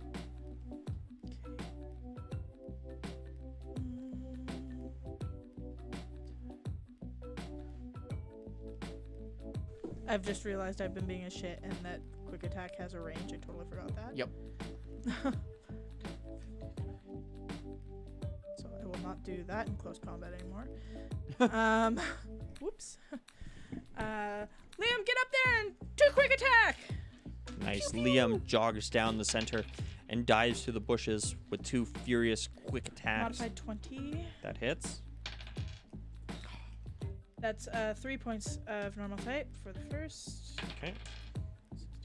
That's a 21. That Yes. hits. 7 points. I like choked on air as I breathed in of normal type damage. Okay. You see the 2 Pokemon disappear inside the bushes, and there's a bit of a tussle. You hear Riolu call out, and you hear the other Pokemon go, Riolu jumps backwards, landing and huffing hard behind so that you can see him visibly. After a quick second, you see the other Pokemon fall onto its backwards, revealing itself from the other side of the bushes, seemingly unconscious. It disappears inside a red light. Still got my berserker. Guy holds the Pokeball up in front of him, and he goes, "Oh, Lombre, one day." And he puts it in his pocket. He pulls out another one, and he says, "Perhaps this one will give you a bit more trouble." He smiles, and he throws another Pokemon. This one, not onto the ground, but up into the air.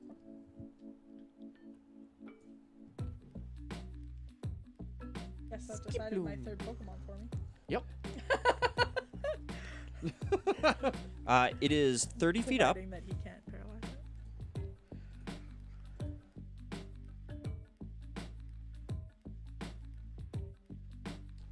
It is 30 feet currently up in the air, and it flies there. This is a Pokemon you've seen before. The green evolution of Hoppip, a Skiploom. It drifts in midair, catching each current as it does so, its light body agilely keeping it adrift. Its small yellow flower circling above its head. It looks down on its target, and Guy calls out, "There's no escaping from this Pokemon. Use Bullet Seed." The Pokemon looks like it's chewing on something in its mouth for a second before it rains down a hail of gunfire upon your Pokemon. Rat-a-tat-tat, motherfucker. That's a natural 19, Mm-hmm. which is going to be Enough. Don't worry about it. 19 hits in itself.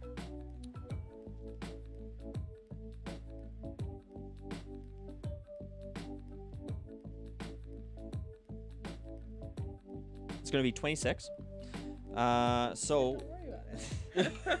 He just wanted to show off how high its modifier was. Plus, fuck you.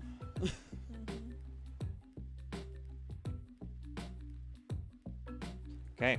The first hit does 10 points of damage. The gunfire keeps coming, but Riolu manages to dodge the remainder of it, Okay. only taking one blow. If I was here, is it still 30 feet up or is it further away than that? Sorry, say that again. If I was right here, Mm-hmm. is it Still 30 feet up. But is it 30 from me? Yeah. That's math. Okay. I'm It gonna goes take a like route we're that gonna gets him funeral. here, Mm-hmm. and okay, Liam, we gotta get this thing on the ground. Force palm. Oh, fuck. I just gotta read that again. Okay, so that's. Why can't I math? 16. 16 hits. Oh, I rolled the wrong amount of dice on my force palm last time. Should have killed that thing. Oops. 14 points. Okay. Fighting type damage. Liam slides underneath the bushes and comes out the other side, forcing its hands up once again. It having much more success in this battle than it has in previous with this attack. The blow definitely hits the opponent, but Skiploom appears to absorb most of the hit and just drift gently through the air again, it not I did having much do effect on damage, it. though, You right? did. Yeah. Just not nearly as much as Riolu was expecting. He looks Yeah. back at his hands and looks back at you. Oh! It's okay, buddy. You still hit it. Guy says, this is the part of the battle I like most. And you're gonna kick my ass. Skiploom, just drift higher into the air where it can't hit you. Skiploom moves 60 feet into the air. To 60 feet. Hovering over top of Liam, and it starts raining down another hail of gunfire. With Bullet Seed. Bullshit, go brr. That is going to be a 21. Yeah, I don't have any cover where I am. You'll note. Even if you did. That is going to be 9 points of grass type damage. I use endure to come up with 1 hit point. Okay. Not gonna matter, The but bullets what keep the coming. fuck anyway. Liam stands resolute amongst the bullets as they strike the ground, leaving divots in the dirt beneath his feet. The first one should have surely knocked him out. However, he stands fast and growls. Your turn. Okay, buddy. I don't know what to do here.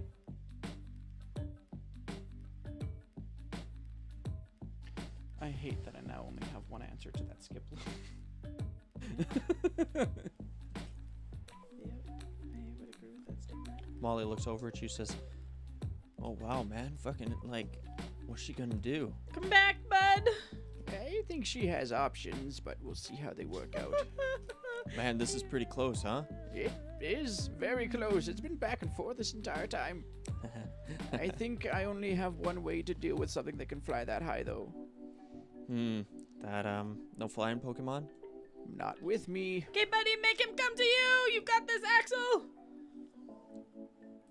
Okay, you recall Riolu, and he seems almost happy to go. Perfect. You throw the other Pokeball behind the tree, and for a second, your Electrike looks confused. He's up in the sky. And he starts looking upwards, not seeing him, the tree being between him and his opponents. He starts sniffing around. He looks over at you a bit confused. Guy cocks his head and he says, a tender heart. I understand. Skiploom, move around the side of the tree. Find your new opponent. And Skiploom drifts over to here, and it looks down upon, 60 feet up. still 60 feet up, looking down at your Electrike, and it just holds. Oh, so it's holding something? It's not doing anything, as far as you can tell.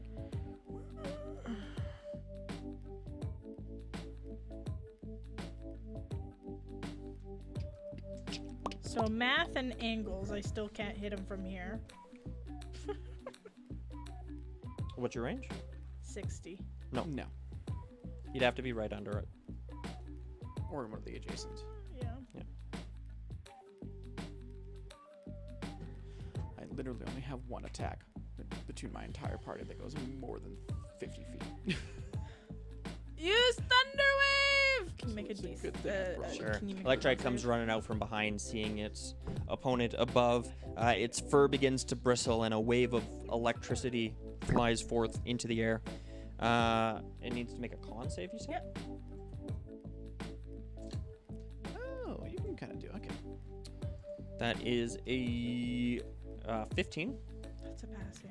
Yeah, this Skiploom looks incredibly hardy. The electricity flows through it and passes harmlessly into the air. The Skiploom does a bit of a backflip in midair and looks down at it, No, you couldn't shaking stay its down there, little sir. feet.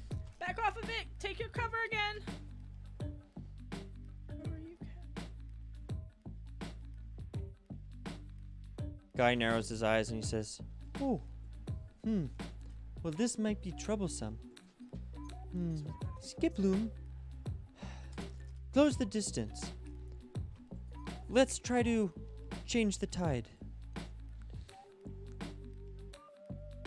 Those are my Tootsies. Self, do they smell like Tootsies? Moves Do down. they smell like Toesies? No, buddy, you gotta stay down there. We don't have the space for you. Moves down to 40 feet As much as I would love to snuggle. and starts coming towards your Electrike. No, sir. Okay. Electrike, hidden between the roots of this tree, looks out at its opponents. Do I It have came down range to 40 on- feet? Yeah. Do I have range on it from here at 60? With math? Yeah, you would. Okay. With math. With math. Thunderwave! Another con save, please. That's not good. That's a 10. That is a fail. He is paralyzed. Yeah. This time the Pokemon basically runs right into the electrical jolt, and you can see it freeze in midair, electricity coursing through its body. It starts to frown a little bit, and it looks back towards its master. It doesn't follow me immediately. Okay, buddy, do your best to stay out of the difficult terrain. So there's no way for me to cut through these without taking difficult terrain, right? No. Even though there's very clearly a path, but there's no There stores is right there, yeah. So I could go like 5, 10, 15, 20, 25, 30 and not be... Yeah. Okay. If you move So he's between gonna- here and then up or down. And go in there. Okay.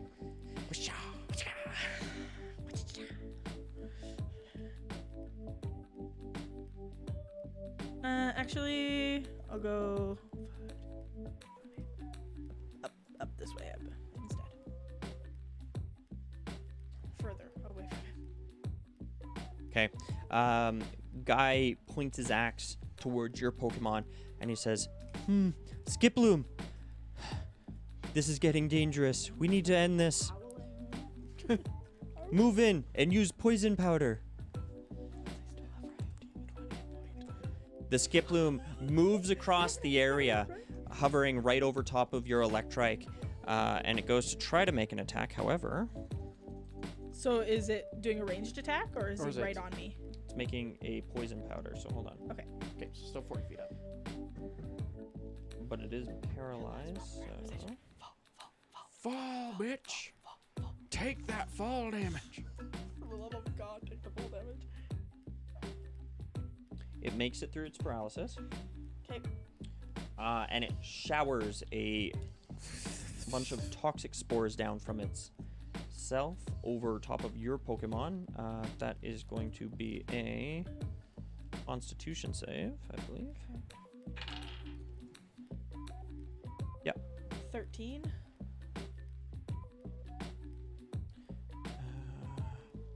Thank God for loyalty. No, not enough. Your Electrike starts sneezing.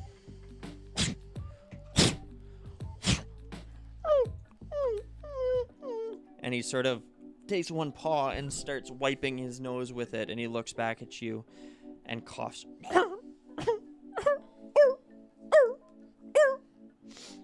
He looks to be in a bit of pain as he lowers his head.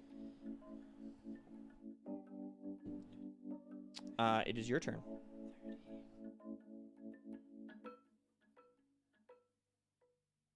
Just so you know, a poison creature has disadvantage on all ability checks and attack rolls and takes an amount of damage equal to its proficiency bonus at the end of each of its turns until it faints or is cured. He's going to howl. Okay. Do a howl. Buff yourself up, bud. Get to hit. And then move off of him. Feeling a little bit more invigorated, it turns and it starts to run.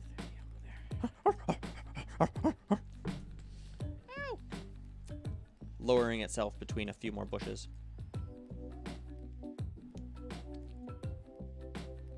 And then he takes damage. He does. Proficiency. So his proficiency worth. Okay. Yeah, you hear him sort of whimper on the other side of the bushes there, on the other side of the arena. Guy moves down the field looking a little more concerned himself. Or maybe he doesn't, because maybe I put the token on the wrong layer. A second guy moves down the field. He invokes duplicity. Jesus Christ. This mountain of a man moves with each thunderous step, looking across the field. Surely, he looks back at you, and like the beginning of the battle when he gave his obviously practiced speech, he looks calm, serious, like an old ancient tree standing amongst the rest of these saplings. And he says, "All right, you're within range. Bullet Seed, don't let it get away." It's going to be a 19 to hit. Paralyzation. Thank you. He makes it through the paralysis. Okay. First strike is going to be 9 points Okay. of grass type damage.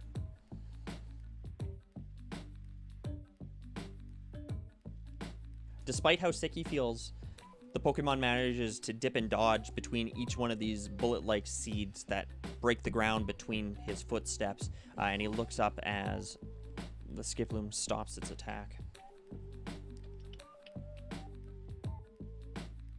Your turn.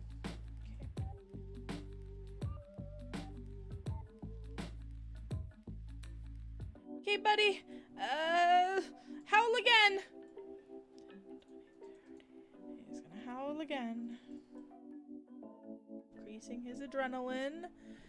Okay. And You can hardly see this small green dog on the other side of the bushes, but you can hear him, his echoing howl radiating through the building.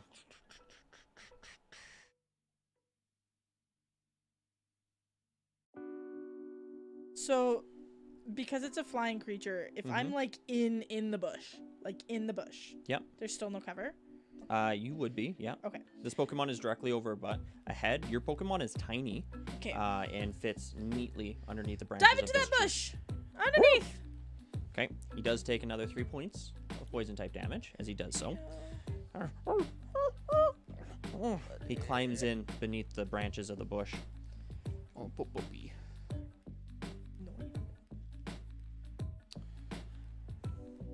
All right, Skiploom, keep it up. Pressure's on now. Don't let him out of your sights. The Skiploom rotates around for a different angle and goes in for another bullet seed. Do I still have cover? You do. It manages to make it through the paralysis. That is going to be a Paralyzation never works. 12. Miss. Missing. Into the leaves and the shrubs around it, you can see your Pokemon take shelter, but just barely. Its little tail poking out from behind it, kind of folded back against its back haunches. Your turn. Keep your cover, buddy, and howl again. That paralyzation's gotta get him sometime. I really fuck. What did I do? Molly elbows you and says, hit chillin', man. Fucking A. Yeah. I've only got like 2 or 3 things that can deal with something that high up. Dude, you really need to invest in, like, a flying Pokemon or something. I have a flying Pokemon. I have something much like that. But Then what the fuck, man? I didn't bring it. I wasn't expecting anything to fly here. I didn't bring it with me. I mean, like, always expect Jackson fucking unexpected, runs huh? back to the Pokemon Center. I do have a solution for it. Okay, end of your turn. Yeah. It's Okay. just whiskey on you. Guy calls out, I should move you. Skiploom. I don't know what it's up to, but keep the pressure on. And it rotates around again and shoots down another hail of bullets. Dodged my attack, man. Keep on That's making me what I'm fucking doing. move the. That's only a 10. But Sorry, an 11. paralyzation. Thank you. Does it fall 40 feet first? Does not. Yeah. It's a quarter chance. 1 out of 4 every time. Yep. I know. It's just, statistically. Well, I mean, my statistically, it resets success rate- every single time too, so it's still a 25% chance regardless of how many times you roll it. It misses with its bullet seed, though. The bullet spraying wildly around your Pokemon, who is still taking cover. Brooke. Okay, buddy, howl again. You can't even see this Pokemon except for its little tail that is wagging aggressively behind it outside of the bush. But you hear the howl, and it just This continues. is an intimidating sounding bush. I take 3 points. The Skiploom looks back towards its master, and Guy just nods. The Pokemon, again, rotates around in midair, looking for a better vantage point. And goes in for another attack.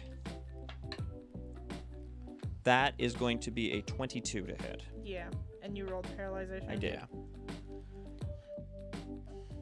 The first attack does 8 points of damage, Yeah. but it doesn't hit him a second time. The bullets are just spraying wildly around him. This Pokemon seems a little panicked in and of itself, dealing between its paralysis and the fact that it keeps missing repeatedly with this attack. Brook. One last time, buddy. Howl and hope he falls.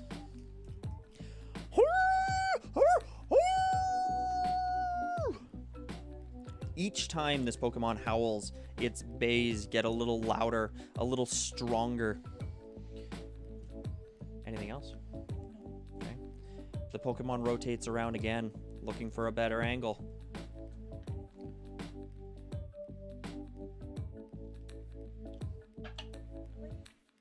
Sprays another round at you. That is a 26. Yeah. Low. 6 points of grass. Unconscious. Your Pokemon, unable to take cover in the bush for too long, is eventually gunned down. Liam.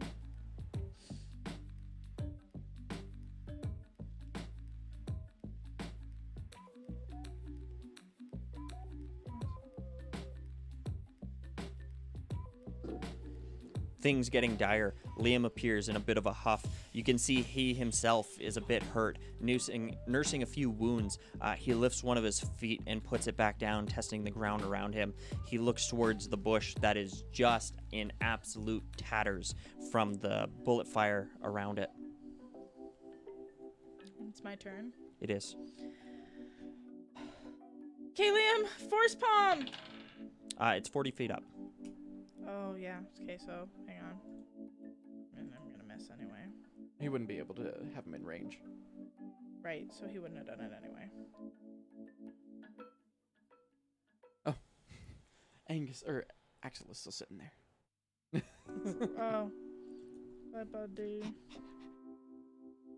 Yeah, you didn't even see him go. You just saw the bright red light as he was summoned back to your Pokeball. Guy says, looking close now. No.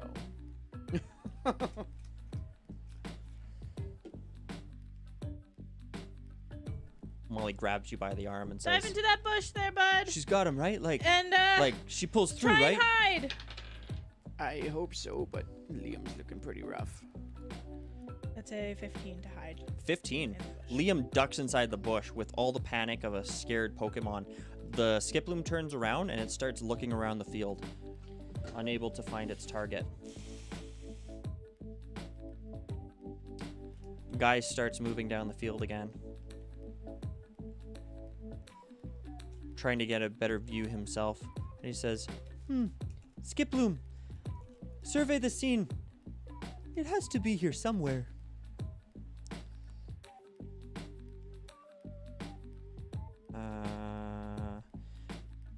Circles around next to where your starting place was.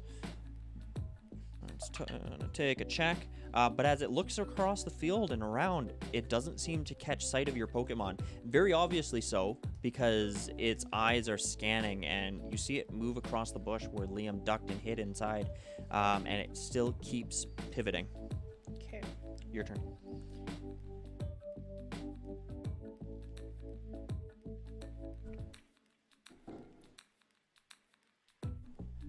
Okay, Liam, move towards him and hide in those other bushes. 9.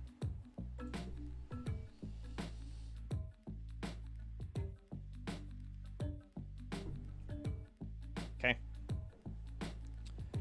Liam breaks cover and he dives into the next one, but in his hurry, the other Pokemon sees him and starts floating towards him.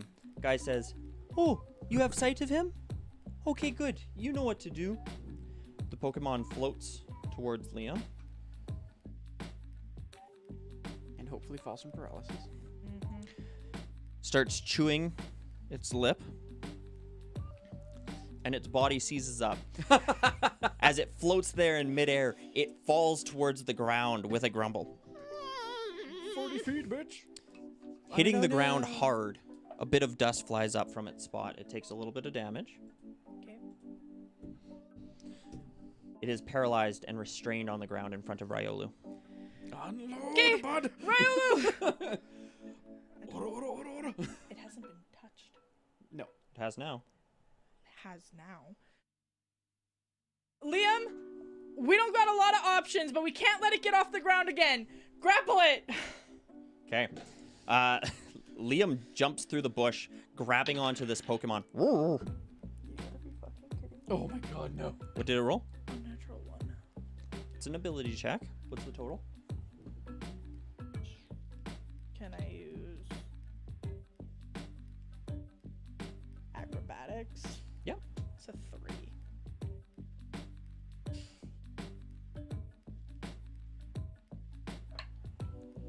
Because they don't get pluses to ability checks for No. loyalty. Just saving throws. Liam jumps out of the bush. He is tired. He springs on his opponent, and even though this other Pokemon is restrained and having a difficult time moving, Would she have had advantage on that? you would. It's better. 12.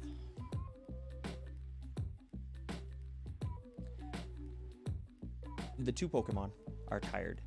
The one restrained, the other one breathing its labored, very last breaths, and it manages to get its arms around it and hold it tight. This other Pokemon just barely not able to squeeze out of its grasp. You imagine if it was in a better state, it might have. Oh, sorry, because I'm stupid and I keep forgetting quick attack isn't melee. I would have had him do it beforehand. Would I have done that Okay, beforehand? that's fine. Okay. Oh yeah, that's weird. Does it still count as a melee or is it ranged? Counts as both. Okay. You can Oh, use it it does at count as both? yeah. You can count it at 10 Oh, feet, so I or you can haven't count been it. doing it wrong. You can do either. You can just do so, it. Oh. Yeah, could've it's hit an him attack before that says and it's a got it, melee attack, but it has a 10-foot reach. Oh, okay, so I haven't been. That's a 17 to hit him. 17 definitely hits. Yeah. 6 points of normal type damage. Okay. Note he is restrained, so you can roll at advantage on that Yep. attack. Okay. Okay, this other Pokemon held into place doesn't really have much to do except for get pummeled. Guy looks across the field and he says, Skiploom, he's gotten awful close there, huh? It's an understatement. Make him feel it. Use poison powder. Uh-oh. The Skiploom, despite being restrained, starts to twirl its little petals on its head, and these purple spores erupt around it, landing around Liam. He needs to make a con save. It's a 18, so that's a 21. Oh no, 24. 20. 22. Math, 22. Sorry. Wicked. I should shut my mouth Liam when with somebody his else's turn. with one arm okay, I and both can't of his math. legs I couldn't do basically that. wrapped around this Pokemon, holding it to the ground, stopping it from flying away. He uses his other to wrap around his nose. He sniffs and he breathes heavy and lets out a bit of a cough, but the spores settle around him, having no effect. This is the stupidest. Okay. Your turn. It's not paralyzed, but it's grappled, so I still have It an is. advantage. Say, Oh, did it make the roll to see if it was paralyzed? Before it poison powdered? It made it. You don't have advantage because it's not restrained, okay. but it's it is grappled, grappled, so it doesn't move. so it's not moving. Okay. Okay, Liam. Quick attack. Give it all you got. Fuck me. 8 for the first. 8 does not hit. Punishment. He's a little nervous, and The he second one. fans both of those hits. The other Pokemon in a much more able position now to get out of the way. Liam is having a hard time holding on to it as it is struggling in that spot.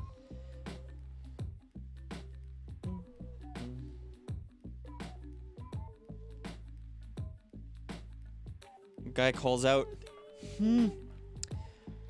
He's got you in a tight spot there. Don't let him hold on to you. You need to get away. Break the grapple. What'd you roll? 5. 5. The Skiploom breaks away, flying back into the air 30 feet. Okay. Opportunity attack? Yeah, do I get an You do. opportunity? I'm scared to roll any of my dice right now. 10! 10. The Skiploom floats easily out of your reach. How high up? 30 feet. 30 feet. Brook. It's okay, buddy. You got a couple good hits in. Use Force Palm. Forces his hands upwards, shooting a gust of air towards it. That's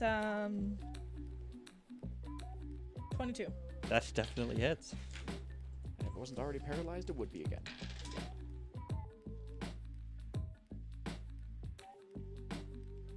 7 points of fighting type damage. Okay. Sputters a bit in midair, but largely takes the attack without much effect.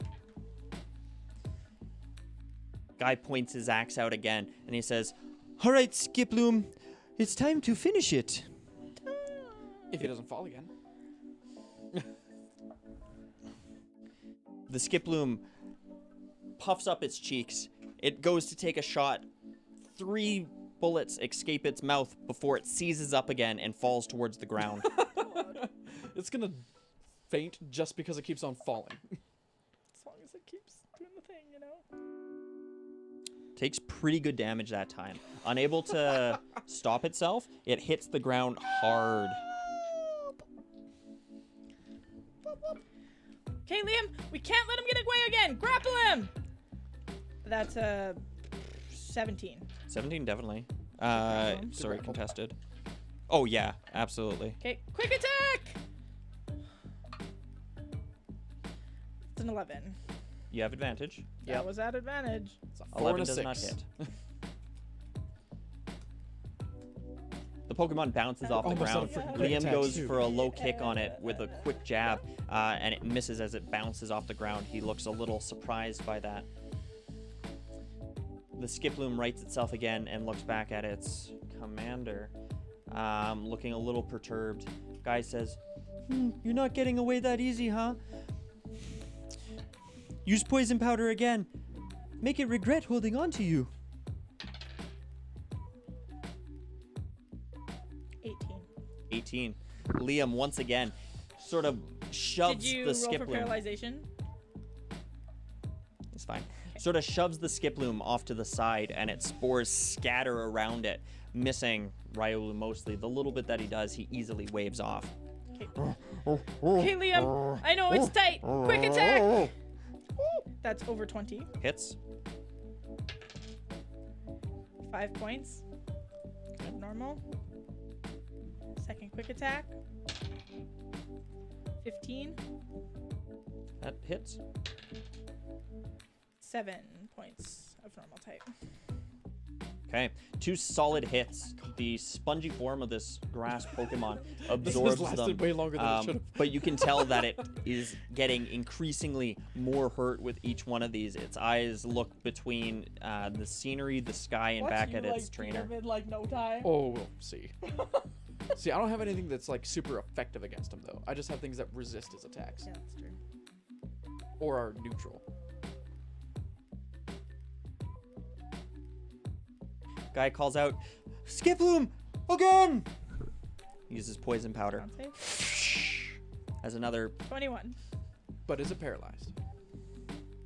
That matters for me. thank you for keeping me honest. No, he's not paralyzed. Okay. Another bout of purple spores sprays out in front of Liam, and he manages to cover his face, having none of it. Okay. Last 2 quick attacks. Yep. Quick attack! 10. 10 does not hit. Another one! 9. 9. Liam is breathing heavy. With each one of those attacks, his arms are becoming heavier. You can see his movements are becoming more labored. This is a tired Pokemon that has been through a long battle thus far, and he looks back at you. I know, bud. He's out of papa. In the quick attack, yep. Guy calls out, "We're wearing him down! Poison powder!" If it can. Paralyzed. The Pokemon is paralyzed. It sort of rolls over in Liam's grasp, the electricity flowing through its body, holding it stiff. Okay. Liam's gonna let go. Okay. Because he don't got a choice. He's gonna back up 1 and force palm him while he's on the ground. Okay. 20 modified. Hits.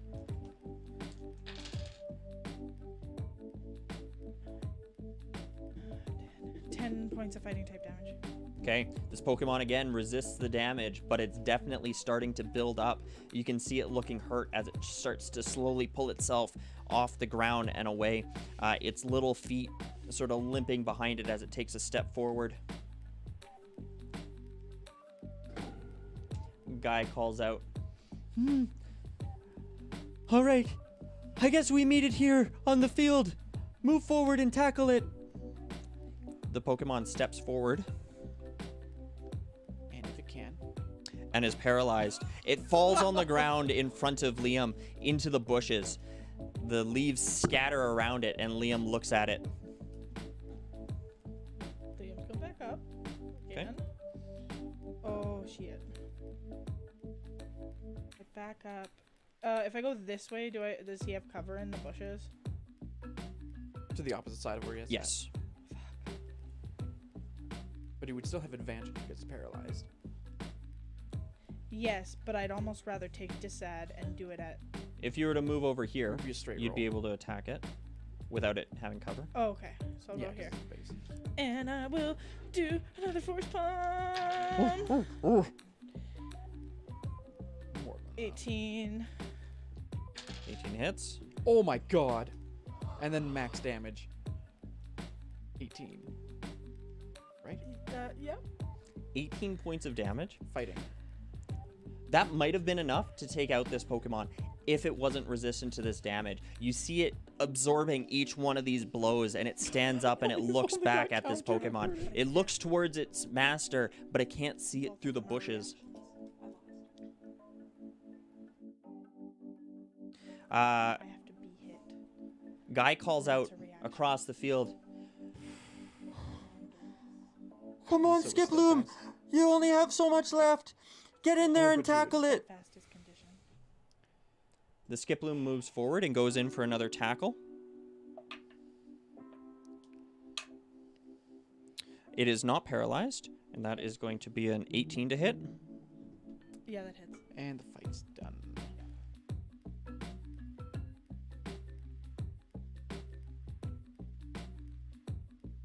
God damn it. Yep. That is 8 points of damage. Liam's unconscious. Both of my things are reactions. I cannot do any because even if I endure, I will only get 1 hit point.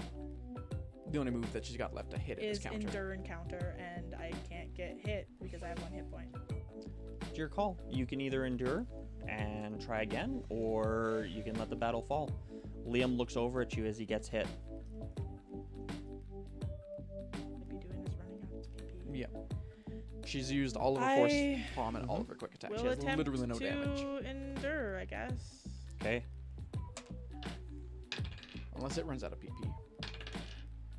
I can't endure. Liam looks across the field at you as it gets hit by this small Pokemon that struggles with the last of it. Liam, fighting a hard battle this whole time, nearly knocking this other Pokemon out, finally falls in the grass before you, before disappearing inside your Pokeball. Okay, buddy. Guy breathes heavily as he walks across the field. He puts one hand on the tree. The Skiploom is breathing heavy on the other side. He walks over to it and kneels before it, and he says, "Oh, hello there, big guy. Oh, you fought hard, didn't you? He almost got you. Come now, rest." He holds a Pokeball before it, and it disappears inside a bright red light. Oh no, you still could have. What do you mean? You just have to ring him out. You could have had Liam drag him to the edge and just throw him out of the map. I know, but I would have had to successfully endure. No, but I mean, like, even before that, when he was just on the ground. Right. I could have just drug him when I had him grappled. Yeah, and when he was paralyzed. Right. I didn't think about that until just now either.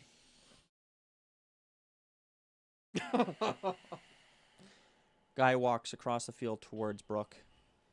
Hey, He Keith, looks down at you, you're not and he even on camera. puts There you go. one hand on your shoulder, and he smiles and he says, It was a good match. You fought very well. I screwed up. I should have just drug you out. Well, we all learn. Okay, sir. Yeah. I can't Thanks do for this the right good now. battle. No, please. No, thank you. It warms my heart on such a rainy day. No, Jimmy, don't. Ghibli, enough. Bad cat. Go, Mr. Producer. Be good. Guy turns and he looks across the stands and he looks at you. Molly looks mortified.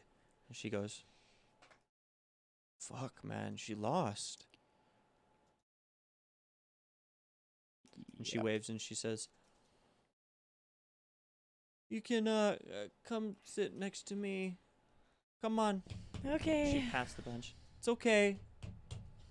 You know, it's like, yeah, I get it. I know. Fuck, man. Like, No, I let them down. no, he's tough. No, Like, I had him like 2 occasions exactly where I needed him, and I screwed up. hey, if it was that easy, I mean, like, come on, everyone would be doing it, right? I guess so. Just Liam had him in the perfect spot, and I gave the wrong call. Next time, you know, it's a learning thing. Like, fuck 'em, right? Yeah. If you don't Next lose, you time. don't win. You don't grow. Whatever, fuck it. Like, No, I know that. I do. But it's easier said than done to explain that to somebody else. yeah, I guess I understand. Guy steps towards you, Jackson, and he hefts the axe from one shoulder to the other, and he says, so, is it your turn now? Yes. He smiles, and he motions towards the side of the ring that Brooke was just on. So the rules were that I couldn't use any item that my Pokemon don't already have, right? He turns and he says, oh yes, feel free to equip your Pokemon with whatever items you feel necessary. Perfect. It's And standard in battling. I'm going to do just that. I'm going to give Billy an Oranberry. 'Kay. I'm going to give Machu a Persum. Okay. I'm going to give Rasputin a Pasho. And then Maui already has the Chartyberry. Guy steps back towards his side of the field, and he stands there, tall and proud, and he looks across the field at you. You get the sense that these are 2 men in their natural environments.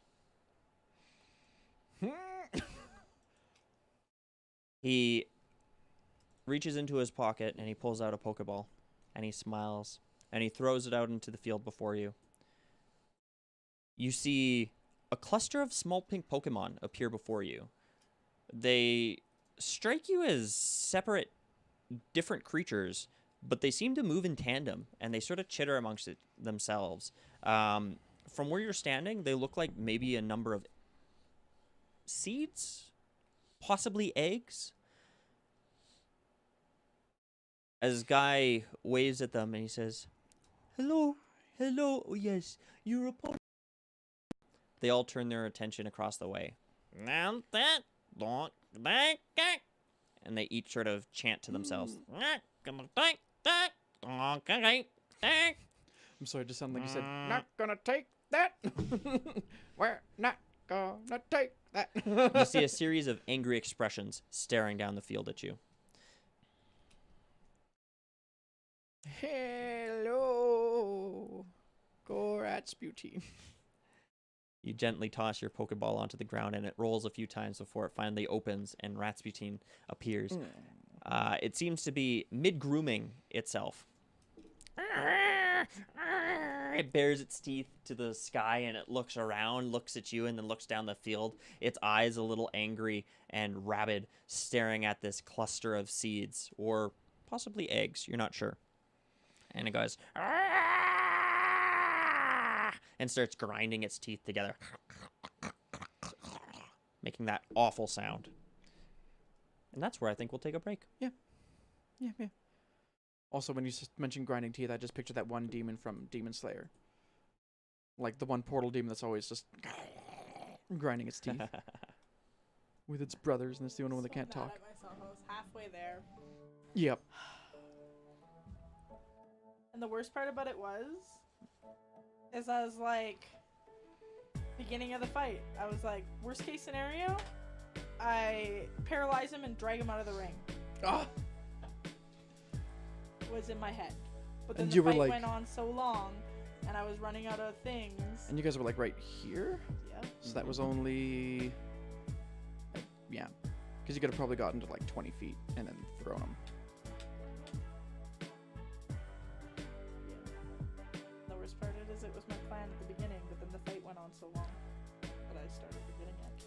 It was the heat of the moment. Telling me what had me. That was close. You held out Yeah. so much longer than you reasonably should have. That was good. That was Yeah. excellent. Then I reasonably should have. So No, you I- knew we were gonna lose. Well, no, considering Liam had 1 HP when he went up Yeah. against the Skiploom. Fought like a champ. He lasted longer than Electrike did. And Electrike had full health against him. Electric also got poisoned. Yeah. Electric took no damage from anything other than the poison in like one hit. Yeah, and the 1 bullet seed. It just happened to be a pretty nasty bullet seed. It was the poisoning. Bullet that seed killed go him. brrr. Just let you sit and stew for a minute. Yeah, pretty much. That's my plan.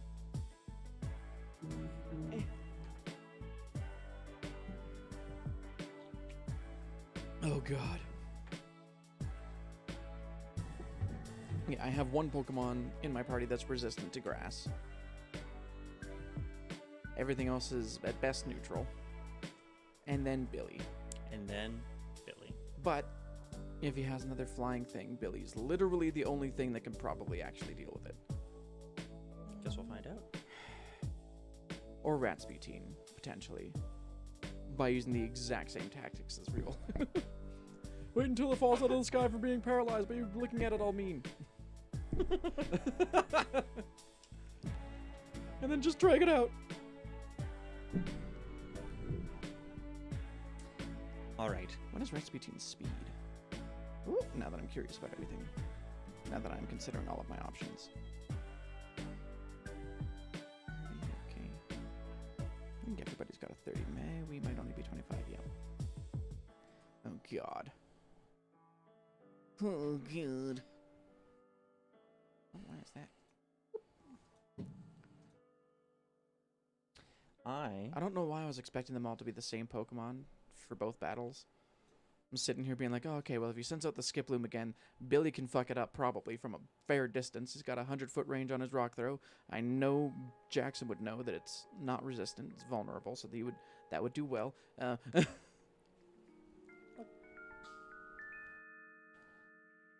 we both lose, we can come back next time. Exactly, with more experience. And probably higher level Pokemon. I don't know. I don't know if any of my guys would have leveled up from it, honestly. Guess we'll find out. Alright, Jackson. Is it worth prolonging any longer? No. No.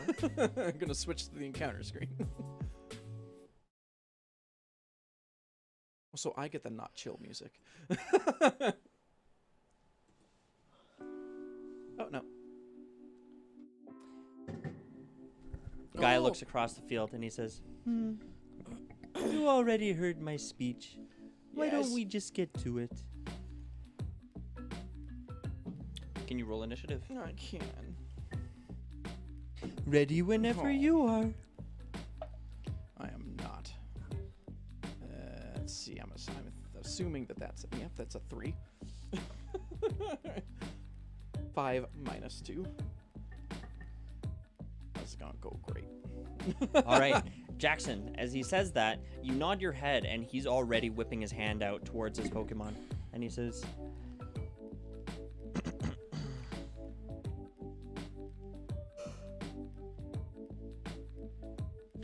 Execute. That's a scary looking Pokemon. Don't get too close.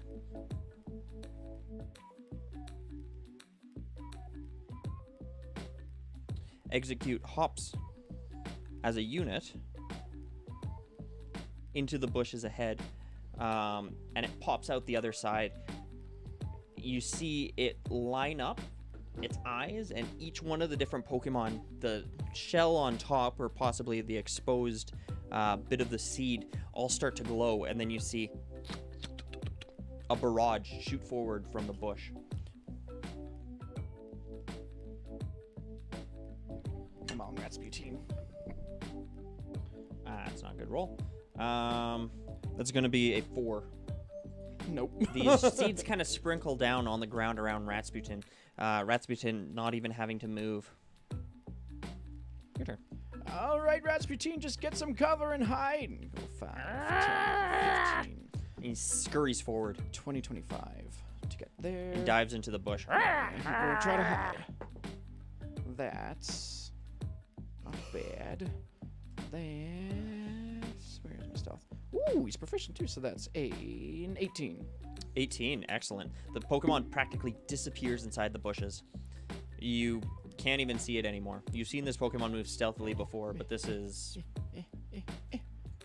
quite adept. Skirt myself around the side a little too. Guy puts his hands on either side of his hips, and he says, that's not very fun, Execute. Put the tree between you and him. Don't let him get a hold of you.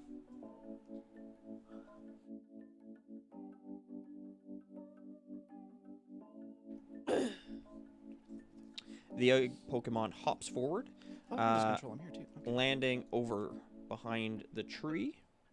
Jackson? Yeah, just keep hiding. Yeah, 5, 10, 15, 20, 25, 30 to get to there. He's going to try to hide again. Yes. That's Breaking cover, he dives a into the next 23. row, disappearing without a sound.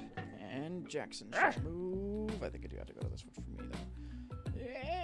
5, 10, 15, 20, 25. Yeah. Keep going, Execute. Don't let him in your... don't let him get too close to you. And it pivots further behind the tree.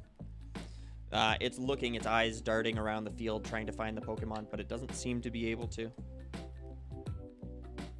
Jackson. Perfect. Just keep getting closer and hiding. 5, 10, 15, 20, 25. And woohoo, don't fall off, mouse. Another stealth. That's, not as good. That's an 11. Okay.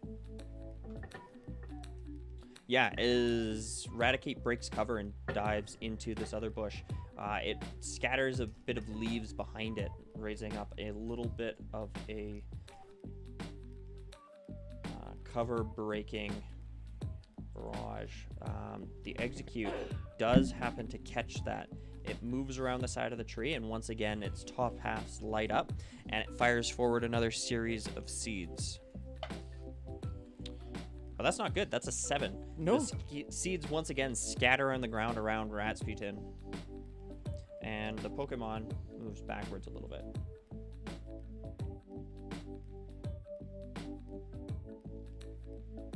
Jackson. Now, are there any trees on the opposite side of this? Yeah, so tree? it mirrors. So it mirrors. So it would be. So this would be like the clear path towards it. Okay. So that's 5, 10, 15, 20, 25, 30. I can make it to him. And bite him! Bite him! He's going to use a bite, and that's a 10 plus. It's been a while, Mr. Raticate. 10 plus strength or dex, so plus 3 is 13, plus proficiency is 16 to hit. The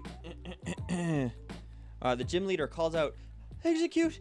Oh, he's coming at you! Use Reflect! And as a reaction, the Execute throws up a glass barrier in front of it. Raticate shatters through it, but halves the damage. Perfect. So that's not 1d10, that's more than that because of level 5. It is 2d8. So that's, good roll. That's 11 plus 3 is 14 points of dark type damage. 14. Raticate gets its teeth around one of the members, and you see it sort of cry out. Oh, before having, though, obviously. Yeah, it seems to take an incredible amount of damage from this, being weak to the attack that you just used on it. However, because of its reflective barrier, it manages to withstand the brunt of the damage. And follow it up by slapping it with a quick attack. And that's a lot. That's 23. That hits. And quick attack at level 5 is 2d6? No, 1d6. At level 5? Yeah. Yeah, 1d6. Look at you, because you were using it a lot. Oh, and that's 9 points of normal type damage as I roll fucking max. Okay.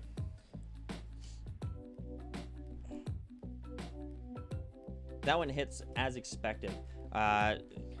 You faintly imagine another crack forming in this Pokemon's surface as it staggers backwards, each one of these small eggs bouncing in unison.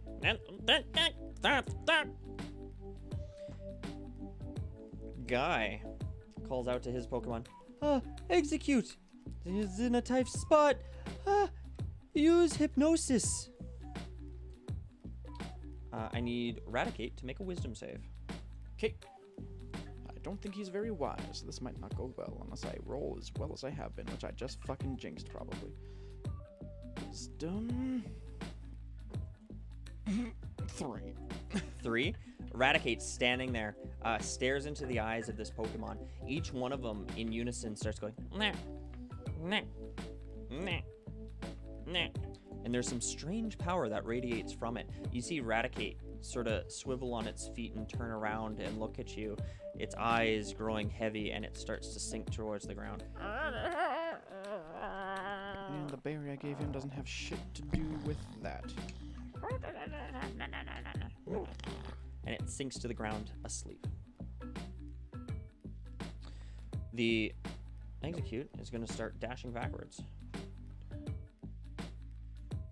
getting some cover between it. Jackson.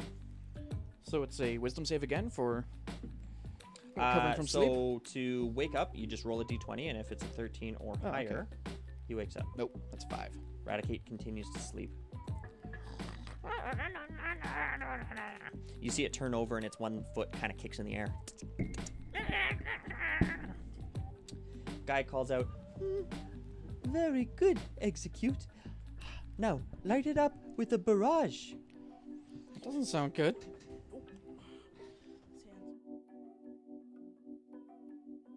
Ratsby-teen.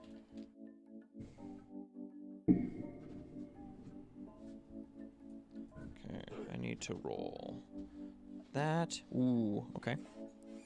So, as it shoots forward, these projectiles look a bit bigger than the ones that it shot before, and it hits high in the air, and then it separates into 3 separate bombs that start to move forward. Ooh. These energy-like projectiles. The first one is a...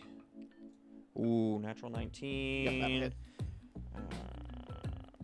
With oot to doot. Yeah, that's a 23. Yep. And it I'm counts just as gonna a roll crit each one of them. It because does. he's incapacitated? Okay. The second one is a 14. Does not hit. I forgot to move Jackson. Fuck. Fine. And the third one is a 16. That hits. Okay. 2 of them hit, and they hit hard. Rasputin is going to take from the first blast. As each one hits the ground, it explodes in a small barrage.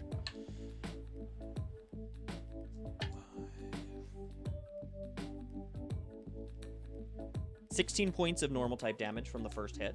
Okay. And then the second one lands in the far bush, scattering some dirt over Rasputin's body.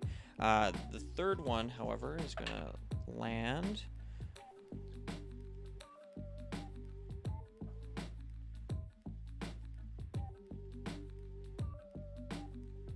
$17 points of normal type damage. Okay.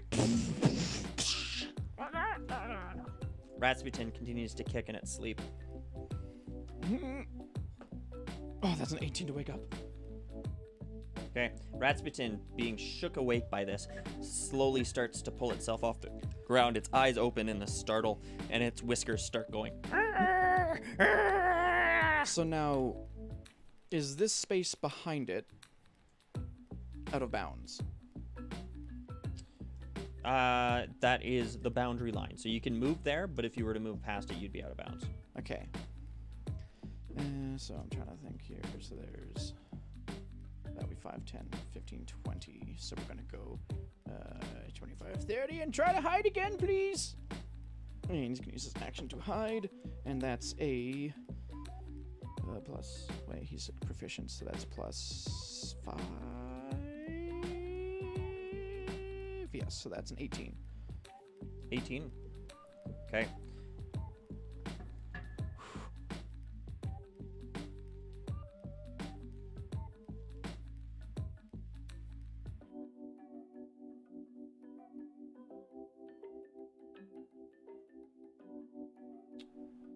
Guy moves up the field a little bit, watching and the I will move as situation, well, sorry.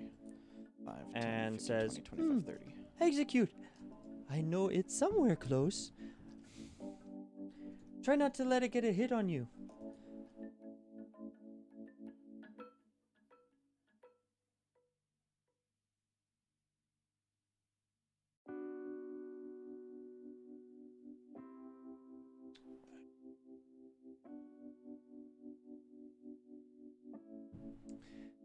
Give it a look-see. And the Pokemon starts searching the area for you.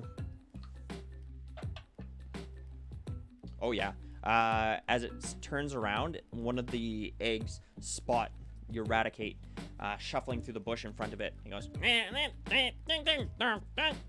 the other ones all turn to attention. And Guy says, "Oh, good find."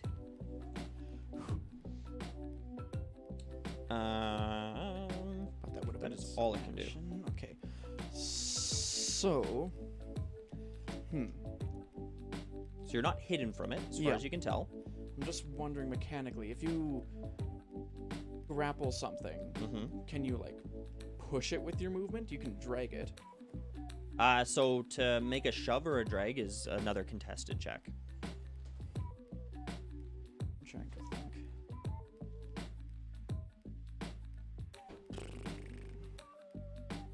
If you win the contested check, it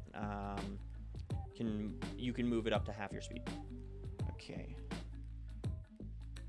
So that'll be... So is it just 5 to get out into this spot, or would it be 10 feet of movement? You were inside the bush, so that'd be 10. Okay. Yeah. 10, 15. And try to grapple it, Ratsputin! And, oh, that's a D12. That is the worst that I can do. Jumping behind this bundle of eggs, it reaches out to try to get a hold on something. Okay, okay. Okay, That's good. That's good. But it doesn't. Okay. So it's acrobatics or athletics? Correct. So that is a 17. It's an 8. Oh, thank God. Yeah, this Pokemon isn't very dexterous or strong from the looks of it. And Ratsputin basically manages to gather them up in its little grubby rat-like hands. So... And it can't move away. Is he able, on this turn now, just swing them out? No, his movement? because that would be another action. That would be another action. Okay. Shit, I thought that would be his movement.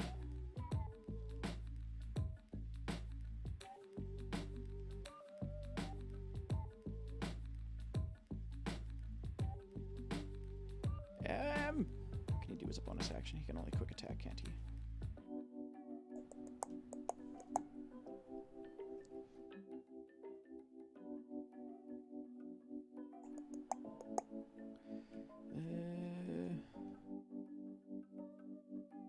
Yep, just try to hit it with a quick attack, and he's gonna quick attack it. Okay, and that's like a 2 plus whatever, it doesn't matter. 2 plus 6 is 8.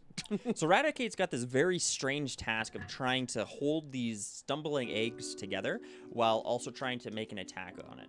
The entirety of it is very comical. As he swings his tail in for a quick attack, the eggs deftly move around it, their form shifting and changing. Please roll low for whatever your attack is. Guy says, Execute. He's a crafty one, isn't he? All right. We're gonna have to give this a shot. Put him to sleep again. Hypnosis. Raticate needs to make a wisdom save. Oh, please. I know you only get a +1, but roll well. Okay, that's a 13.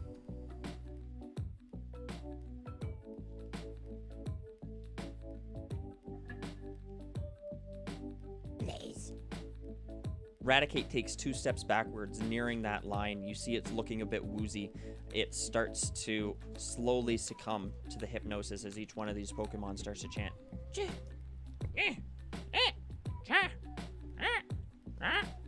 What? And Rasputin whiskers start to flutter.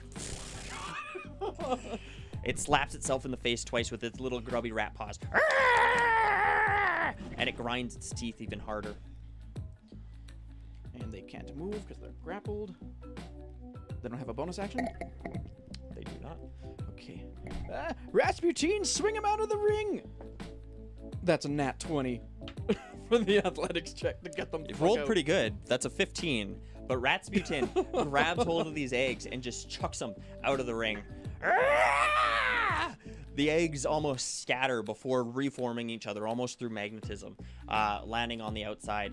They look around at themselves, landing almost in the stadium seating beside yourself and Molly, and they look around. Chet! They look confused, and Guy walks around the side of the field, holds out his Pokeball, and they disappear inside. And he says, Okay. And then he's going to go 5, 10, 15, 20, 25, 30. Jesus. okay. That was scary. Guy says, that was a good move. I like your style, old man. But it's time for Nuzleys now. Oh, no. He throws the Pokeball, and you see this Pokemon for but a moment. This small, wooden-looking man with a leaf atop its head. The Pokemon stands there. It presses both of its hands together, looks towards its master, and bows slightly. Its long, pointed nose nearly touching the ground from how deep it bends. And then it turns back towards you and sets itself in a fighting pose. Right.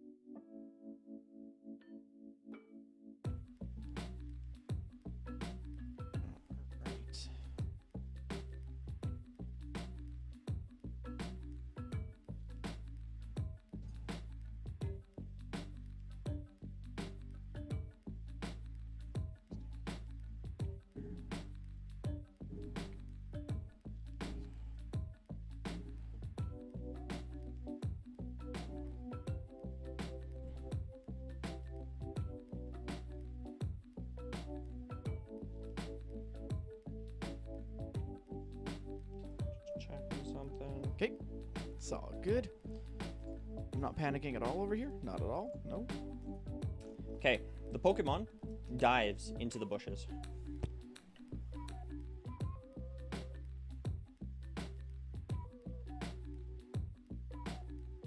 But he has so much to say. It doesn't seem to disappear, but it holds up a number of the branches in front of it, and it continues to move along. About there. Your turn. Yeah, Rasputin, just go and hide again. And he's going to go to those bushes and hide. That's 25 feet of movement. That's cocked.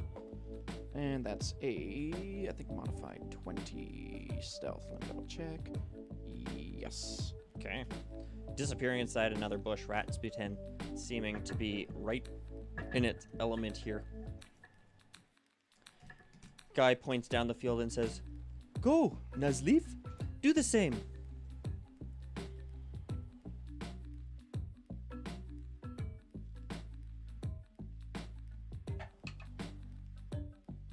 And the Nuzleaf disappears inside another bush. This time you lose sight of it. Okay. Jackson.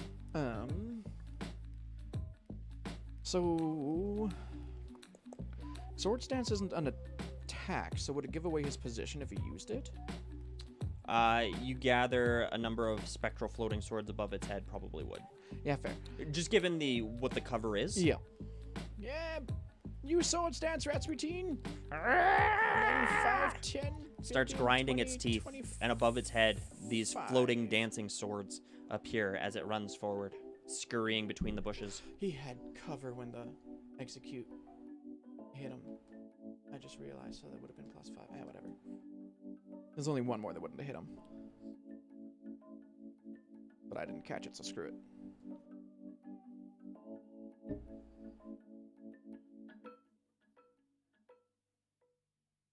Okay. The gym leader is going to yell for his Pokemon, "Keep moving! Don't let it find you!"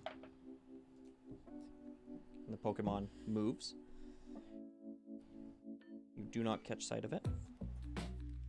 Okay, 5, 10, 15, 20, 25, 30, and try to hide again! And he's going to take a hide action. And that's not great. That's an 11. It's an 11. Ratsputin Probably the seems to swords. think that it's fairly hidden. The swords might be giving it away. Literally, pointing at it.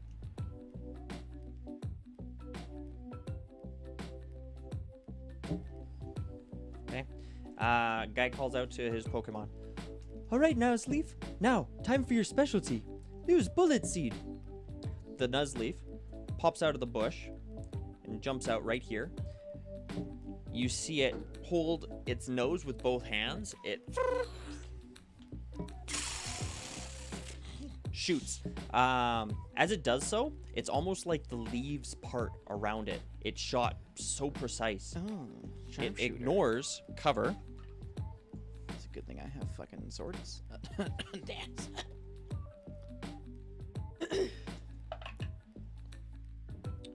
Yeah, that's going to be a 22 to hit. Yeah, that hits. Even with sword stance, damn it.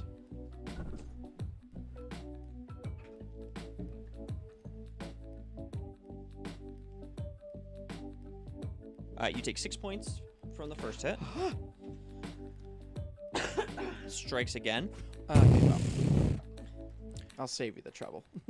You take 5 points from the second. And he faints. Okay. Gunning him down. Guy says, "Oh, good job, Nuzleaf. Now, move backwards a little bit more."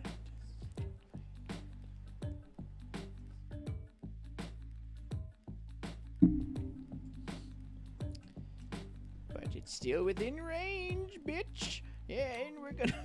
Okay, it shuffles backwards through the greenery looking for whatever you're going to do. And you drop Maui in front of it. Maui appears in this red light. Its large, toothy maw yawns,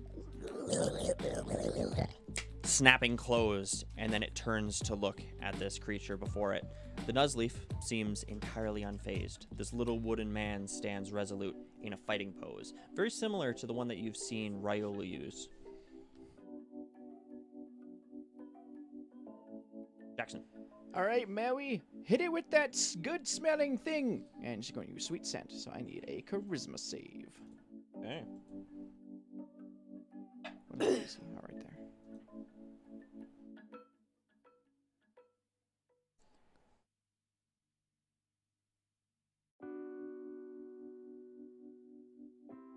there. That is going to be a 14. Yeah, that beats it. Yeah, this Pokemon waves with one hand, and the air around it disperses. And The sweet smell comes wafting back in your direction. there's nothing that she can do as a bonus action, so that is her turn. Okay.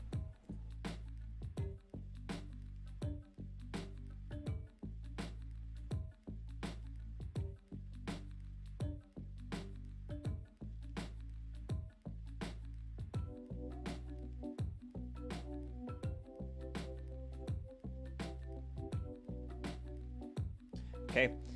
This Pokemon steadies its stance, putting one foot further apart from the other. It drives its hand across the air and moves the other one in a very martial arts sort of stance, and it holds it like that.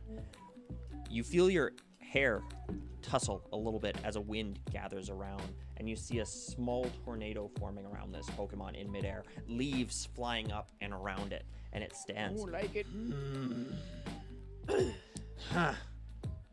And it looks to Mary and goes, Of course it does. Guy just smiles, having not said a word.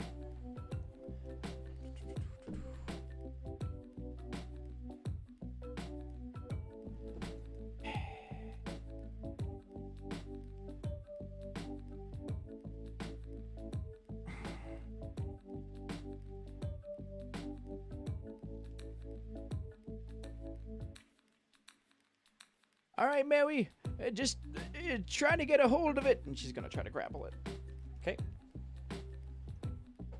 That's not good. But it could be better what they roll, depending. Ooh, no. Okay, so that's an 8. That's a 12. This Pokemon was busy doing whatever it was doing. A little unprepared for 5, 10. Maui to come forward and try to grasp it. 50. But it manages to sort of shove her off as she moves around to the other side. It turns its stance back towards her, the wind whipping against her, starting to build up into a frenzy. I have a feeling this is a bad decision. Guy smiles and says, "All right, Nuzleaf, release Razor Wind." Well, that doesn't sound The good. wind breaks and it shoots off. All the leaves and sticks and twigs in the area go flying off in every direction around it. Can Maui give me a dexterity save? She can. So that's... her loyalty is 0. I thought it was +1. Okay, well, that's an 11 then. 11. She is going to take... Oh, no, that's right. She doesn't have any temp HP. No? 10 points of normal type damage as the force is released. Oh, do I resist that? I do. So that's reduced to 5. And the wind disperses for the moment. It puts itself back in a different pose. Jackson. All right, Maui. Try to grab him again. Just going to attempt to grapple again. That's much better. That's a 21. No, this Pokemon's taken off guard as Maui swings her massive maw around, grabbing this Pokemon and holding it firm. It's got a hold of basically one side of its body with its arm and its chest held firm there. And can she move with the grappled now, or does she have to make an action She needs to specifically make an action to Okay. do so. But she does have a firm grasp onto it. Okay, that'll be her turn then. Okay.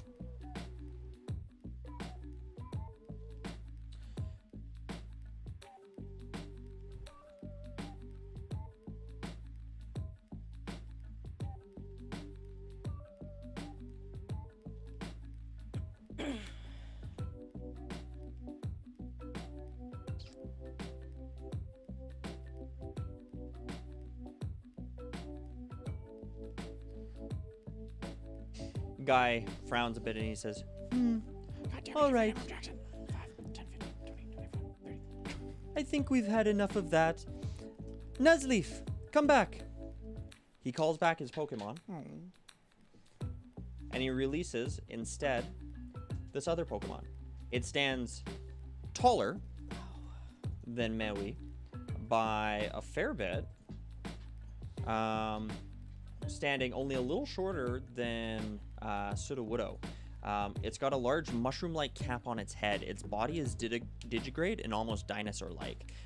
Its limbs end in these 2 little claws, but you can see it sort of pacing in place, and as it shadow boxes with the air, its arms almost extend longer than you expect them to, almost elastic-like. And he goes, ha! Ha!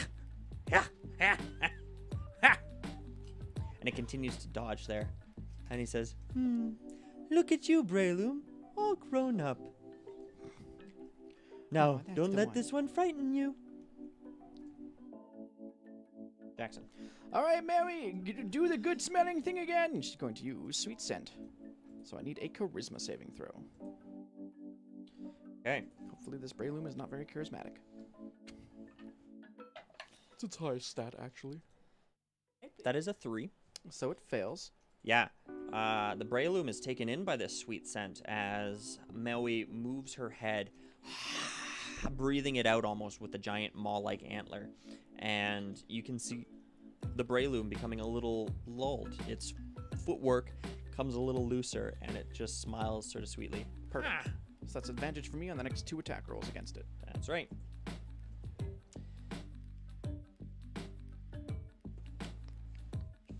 All right. Guy smiles and he says, "Aw, isn't that nice, Breloom? All right, use a headbutt."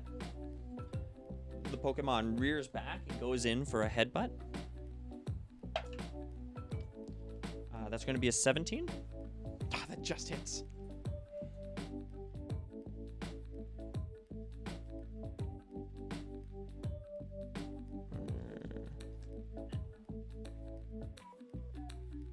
Doing 13 points of normal type damage. Moves to 6.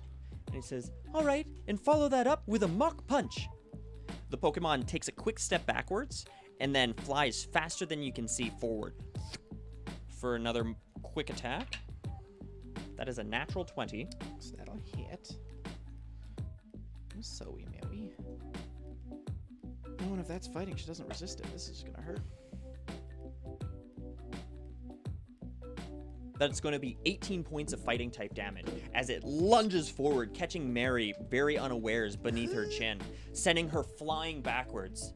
She doesn't make a sound as she lands, but she hits the dirt hard, harder than expected. Her heavy form stands back up slowly, and she dusts off her knees, and she looks back at you, and she looks back at it, and you can hear her grumble.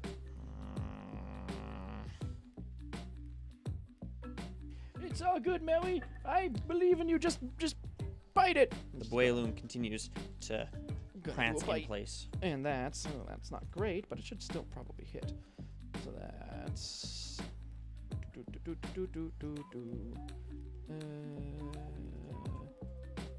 Dex. That's 15, 18 to hit, 18 hits. and that's 2d8 for the boity boit for the chomp. That's 12 points of dark type damage. Okay, Mary bites down on the tail of this Pokemon, unable to get it away. You see the Breloom pull its long tail out, though, seemingly not very hurt by that.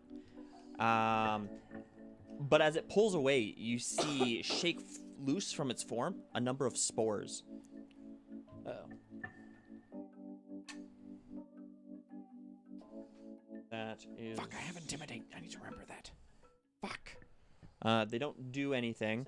Guy calls across. Yep. Okay, Gives disadvantage. we've seen this one before. Counter. And it's going to counter your attack.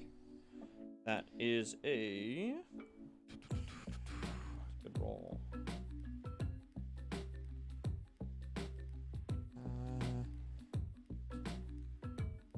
22. So, remembering this ability, I'm going to use Intimidate. Or Mary's going to use Intimidate to impose disadvantage. Awesome. Goes in for a counter, and Mary leers with its massive maw. Going for an Intimidate, giving it disadvantage. That's going to be a 20, not natural. Yeah, that still hits. Shit. It's going to be 9 points of fighting type damage as it clocks the giant maw on the side and manages to strike Maui in the face with an elbow. It's now Guy's turn.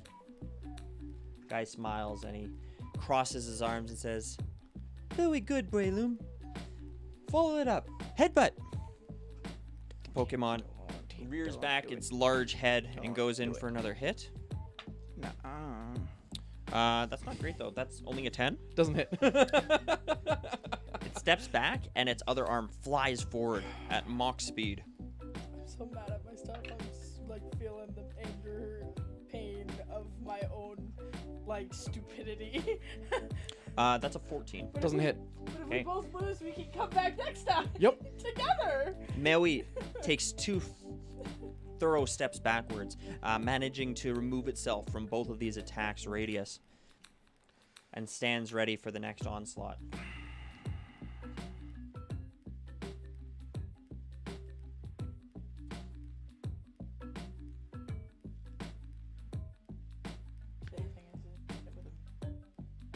Yep.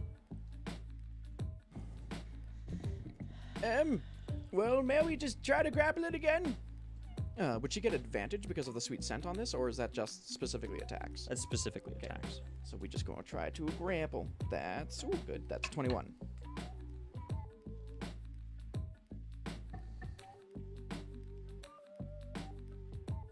That's only an 8. Sick. Yeah, Maui gets another good bite on this Pokemon, holding it firm, not doing any damage, but stopping it from moving. Ratspeed should still have health left. I'm pissed I forgot about 3/4 cover. Fuck. Anything else? Nope, that's Hey, we both forgot a stupid thing. It's all good. it. Yep. We both were stupid for a sec. Oh, that's like 14 damage that he wouldn't have taken. I could have thrown out the guy 2 Yep. times and I didn't. Well, We're Loom. both in Well, he's right on top of you. Recover some health. stupid choices. Use Mega Too Drain. late now. Uh-oh. Pokemon sort of leans backwards and raises its hands, and you see a green orb rising above it. You see little spectral slivers of life energy feeding off of Maui. Potentially. That's not a great roll.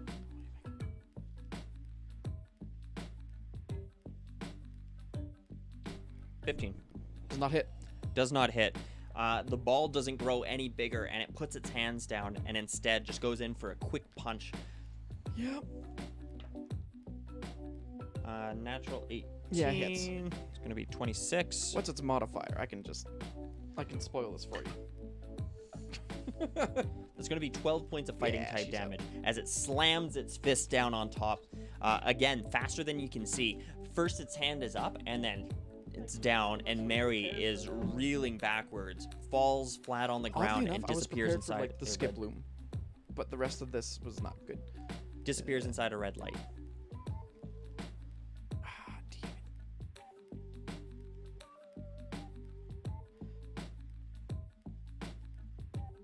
Well, the only range I have is.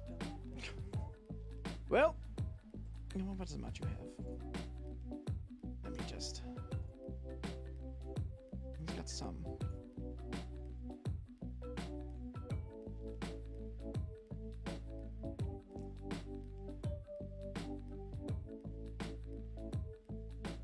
He's still probably my best bet. All right, well, go Machu. I'm gonna put him out over here. Okay. That's the first time I've seen your Pikachu spread. You see Guy sort of flush a little bit and go, "Oh, that's a cute fella. Who's a good little Pokemon? Did you say Machu? Yep. That's adorable." And oh no, I don't want to do that. This Pikachu lands there, kind of scratches its stomach a little bit and looks around. Looks across the field at this Breloom standing there, leering like a raptor, and goes, "Choo!" And we are going to And looks back at you. use... Hey. How close is he? I didn't pay attention to that. God damn it. I'd put him out here. And...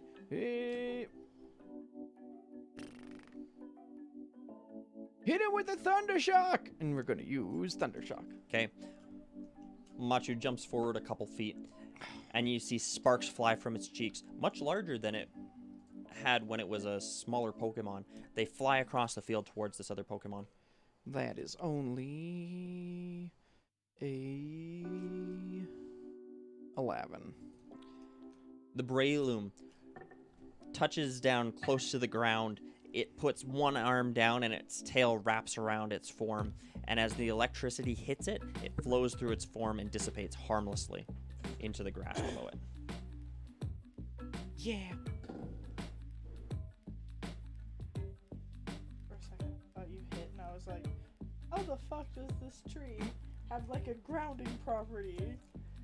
Guy says, "Breloom, close the distance. Give it a headbutt." Uh-oh. It runs in, puts its head down, and comes in for just a bull-like charge. Roll low. Sweet Bray. That's a 15. That hits. Oh, okay.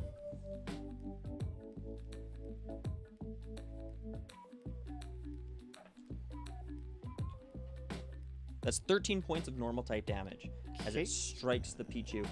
It brings its head up, and its one arm lashes out for a quick punch. Well, this isn't going to go well at all.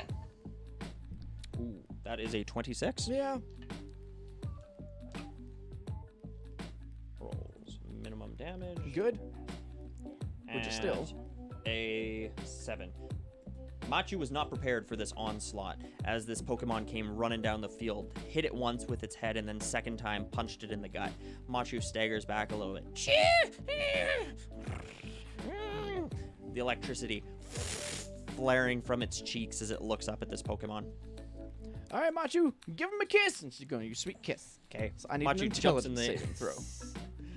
Machu jumps in the air and kisses it on the cheek. The Breloom touches its face and stumbles back a little bit. What kind of save? An intelligence. Whoop. Oh, that one's gone. What does it say, Sal? What does it say? That's going to be a 5.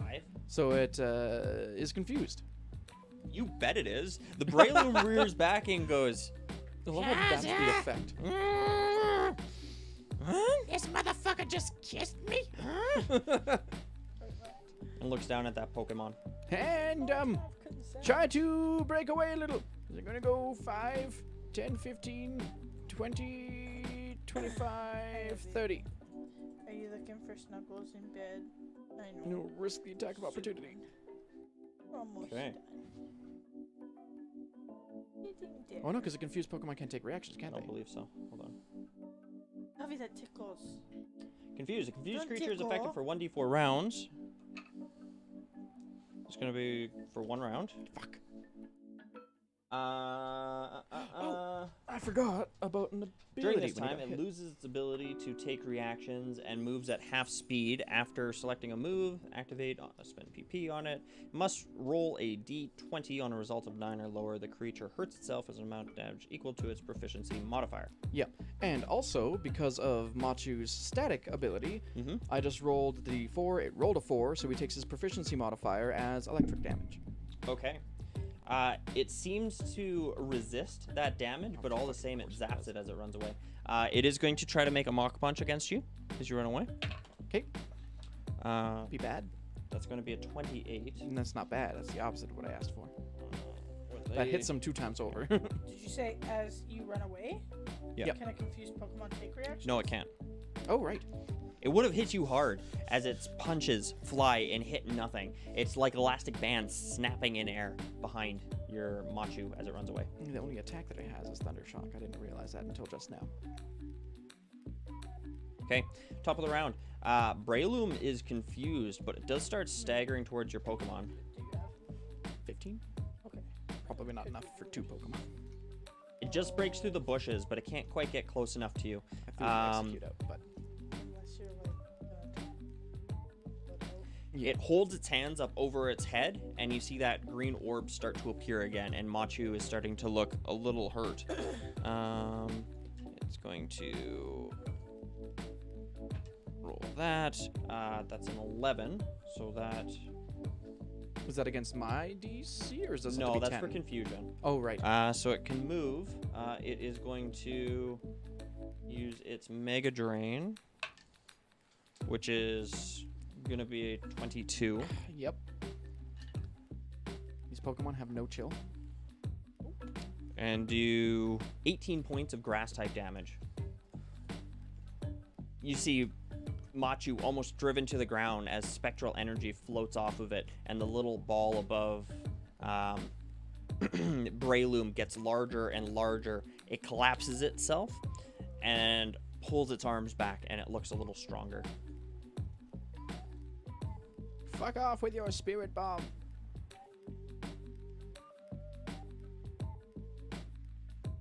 Ah, damn it. It looks almost unhurt. And it shakes off the confusion. Yep. Jackson. Wait, it hit me with a... No, it wasn't a melee attack. Sorry, it's still confused until the start of its next turn. Yeah, and that wasn't a melee attack, so... Alright, Machu, just try to hit it with the Thunder Shock again. Machu turns around.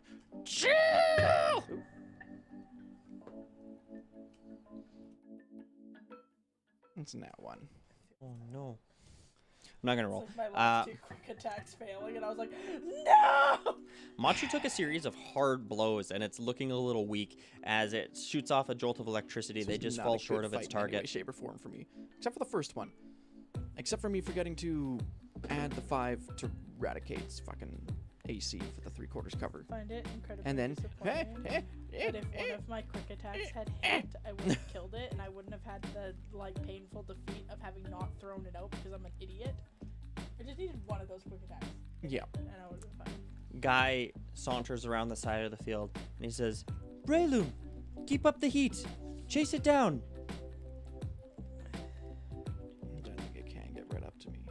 It can't. It rounds the side of the tree. Oh my god. But as it stops there, it launches a mock punch in your direction, the best it can manage. I don't like the range you have. That's going to be a 23. I don't want one. Again, what's its modifier? I might be able to spoil this for you. Why would you spoil If it has a +5. That's a +6. So, yeah. He only had 5 HP left. okay. Right outside of its normal I know range. what we're doing next Pokemon D&D. Yep. Any other Pokemon, this attack would have missed by 5 foot, right? This Pokemon definitely shouldn't have had the reach, but it just keeps stretching. Striking Pichu. Pichu flies through the air. Just to be a dick, I want to see if it takes electric damage. It does. Takes 3 more points. If you only damage, it's taken. Yep. And it stomps its foot and looks back at its How much damage master. did you do on the other guy? Well, I don't think I did any. The None. Maybe we just grappled it and was going to try to pull it away, and then he switched it. you weren't kidding. Yeah, the execute was the only one that I managed to throw out. And even then, I should have taken less damage as Eradicate because of the 3/4 cover that I forgot about. Guy holds out his Pokeball, and his Pokemon disappears inside of it, and he smiles across the field at you, and he says,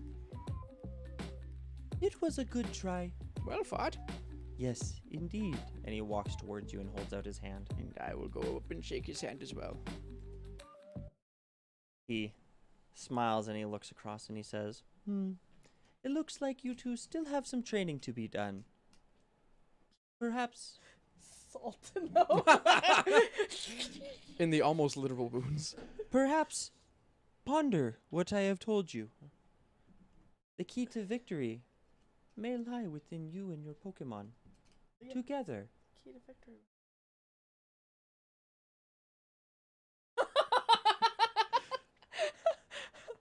I started strong by being like, fuck you, execute. Yeet! He looks back at the 2 girls and he says, Thank you for watching my match, ladies. You can return to work now. And the 2 girls stand up and they walk away. He turns back to the 2 of you and he says, Of course, you are welcome to come back anytime you like. I would be happy to have a rematch with you. Same.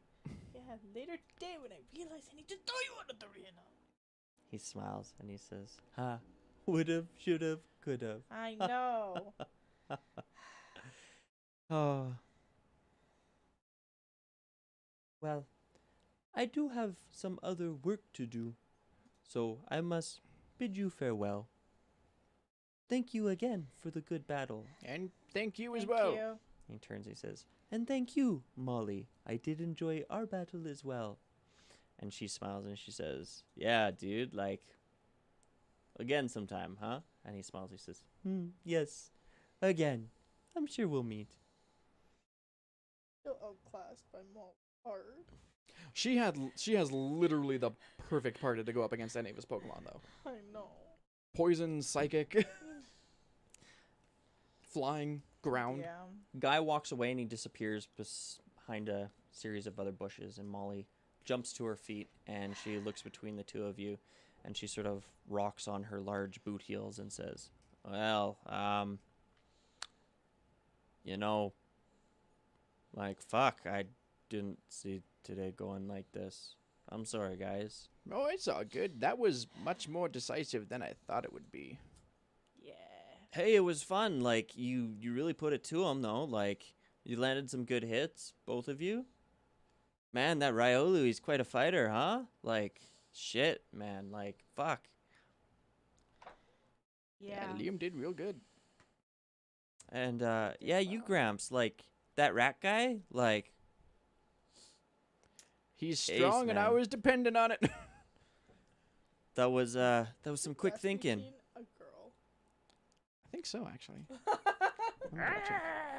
No male. Oh, okay. I didn't Yeah, I think would have she was named. I would have female. named it something different if it was a female. Says, well, I guess. We'll be back here tomorrow, I guess. Yeah. Yeah, is that the plan? Yeah, I mean, why the hell not, right? I'll go first tomorrow. Fuck yeah, I like your stick-to-itiveness. Like, yeah, man. Well, I have to do it now. We're on a Liam time will crunch. We just gotta never- get it. And Liam will never, like, let this lose go. This loss. Shit, I didn't think about that. I was gonna say, like, you can come back anytime you want. Like, I know you got your heart set on it, but there's other gyms, right? You don't have to fight this one. Well, But I mean, we if need 2 badges to get onto the boat, and we're already here. Is there going one in back to that fancy Brambletown. place? Oh yeah, I guess is there one in that fancy place? Could just cut our losses here, come back, and what do you take mean that fancy place. place? The Port City, Newport City, Oh, New Surf City. New Surf City. Yeah. Yeah, there is. Well, I mean that is an option, I guess. I haven't been to that one. I We're don't running know out of what it's time. like. But then if it takes us a few tries there, and if it takes us a few tries at Brambletown, well, doesn't it make more sense to have a few tries there, and then we're at least there, as opposed to a few tries here, a few tries there, and then just being too far away to make it anyway? I guess. But how much more time do we have, anyways? Asked the player to the DM because he legitimately forgot. Me too. Oh God. Let Because me it's double check. been you've been updating the spin. documents. So 49 Yeah, days. except for today. So hold 48 on. days. Yeah.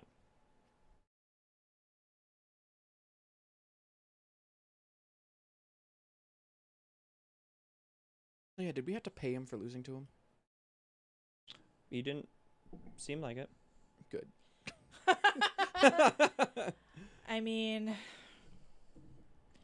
there's no sense in heading out today, really. If we come back tomorrow and we lose again tomorrow, we can I was head out gonna from say, there. Do you think he'd take us again today? We could always ask. Go heal everybody up and come back. My other thought was, like, it's still early morning. We can try again today. If we really get our asses kicked again, then we might as well cut our losses. Try a different city. and I come back. suppose, yeah. Molly looks between the two of you and says, fuck, I mean, it's early, but, I mean, you don't want to get... I mean, like, we could try something else. Like, if you gotta be around for at least another fucking day, like, I mean, why we don't you, have to? train for the evening and come back fresh tomorrow morning? Yeah, we could do that. We could go back to the Pokemon Center, heal our Pokemon, and go Pick some out fights. into the pick some fights again. Maybe there's other trainers in here that would be willing to fight. Maybe some on around the docks that would be willing to fight. That's true. I'm certain there's other trainers in town. Fuck yeah, that's the spirit. I know, shit. I know. It sucks. This is like... I know. I knew it would be difficult. I wasn't expecting that difficult. I don't know why, though. Quite honestly, I feel like I let my Pokemon down. Into that fight, saying to myself, "It's okay. If they're paralyzed, I'll just drag them out of the arena." And then I completely forgot. Hey, heat of the battle. It's like, it's no thing, man. Like, chill. It's fine. For me, I'm competitive, and I get that, but you know how hard it is to be competitive and try and explain it to your Pokemon who's, more competitive than you, that it's okay to lose? Hey, do It's you not want an easy task. to go out back and calm down a little? Sure. It'll take the edge off. Okay. You sure? I'm fine. You old man? guys- Sure, I'll partake. All right. Yeah. Athlete body. You know? Always takes the edge off. As Molly and Jackson move Never know when there's towards gonna the be front a end. random drug test, you know. And I'm just going to keep looking at what kind of plants he's got here. Seeing if anything gives him PTSD. You guys wander out of the building and around the backside. Brooke, I'm assuming you mostly follow. Yeah. Standing out, the rain falling around you. It is a bright Brooke's new been day. an athlete most of her life. Random drug tests are probably a thing in her world. Yeah. And even though it doesn't make sense for necessarily weed. partake. Yeah, and even though those drug tests don't necessarily make sense for weed, they still. It's still pretty early in the day. The rain is falling hard around you, and there's a blustery wind. You hear the crackle of lightning and thunder somewhere overhead.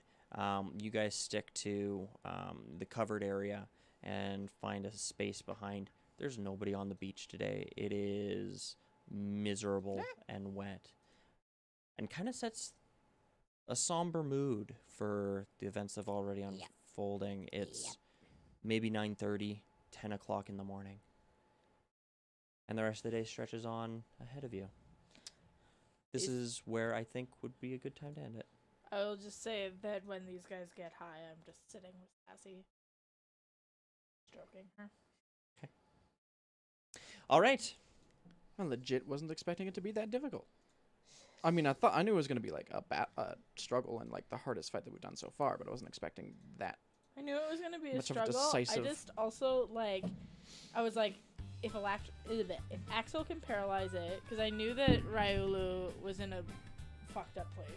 And I was like, if Axel can paralyze it, then that's perfect. I'll just, like, have him run around, wait it out, howl to get a whole bunch of buff, and then the minute the paralyzation hits, I'll just fucking dash at it from 60 feet away if I have to, and fucking hit it. And then Axel got poisoned right off the bat, and was just gradually just whittling away, and I was like, you had a really good fight. Like, you took him right to the edge. It was down to the wire. but he kind of beat up you a little bit more. Like, he just happened did. to have a really good matchup for everything that most I threw of the out there. Pokemon that you like chose. The only Pokemon that was doing all right was Maui. Yeah. In terms of like taking hits, because if Rasputin had gone up against the Breloom with the Mach Punch for fighting type damage, it would have just destroyed him. In, like, and a that's hit. maybe, I mean, a little bit of a weakness of the strategy that you chose is that you picked a couple Pokemon with similar weaknesses. Yeah. So unfortunately, he kind of slid through them. Well, he's the only one that was vulnerable to fighting. Yeah. Maui wasn't she? Nope. Oh, I He was thought only she vulnerable to ground and fire. No, she's just not resistant to it. Yeah, that's Gotcha. that's one of the only things that she doesn't resist. She was resistant to pretty well everything except for fire and what did I just say? Ground, and then immune to dragon and poison. Right. Yeah, tough battle. Yeah. I just Hit hate it you when hard. I do something stupid. Like, And like, if I had remembered the fucking 3/4 cover, Rasputin would have taken one less hit and could have potentially been able to at least whittle down some of the Nuzleaf, if not throw him out as well. Possibly.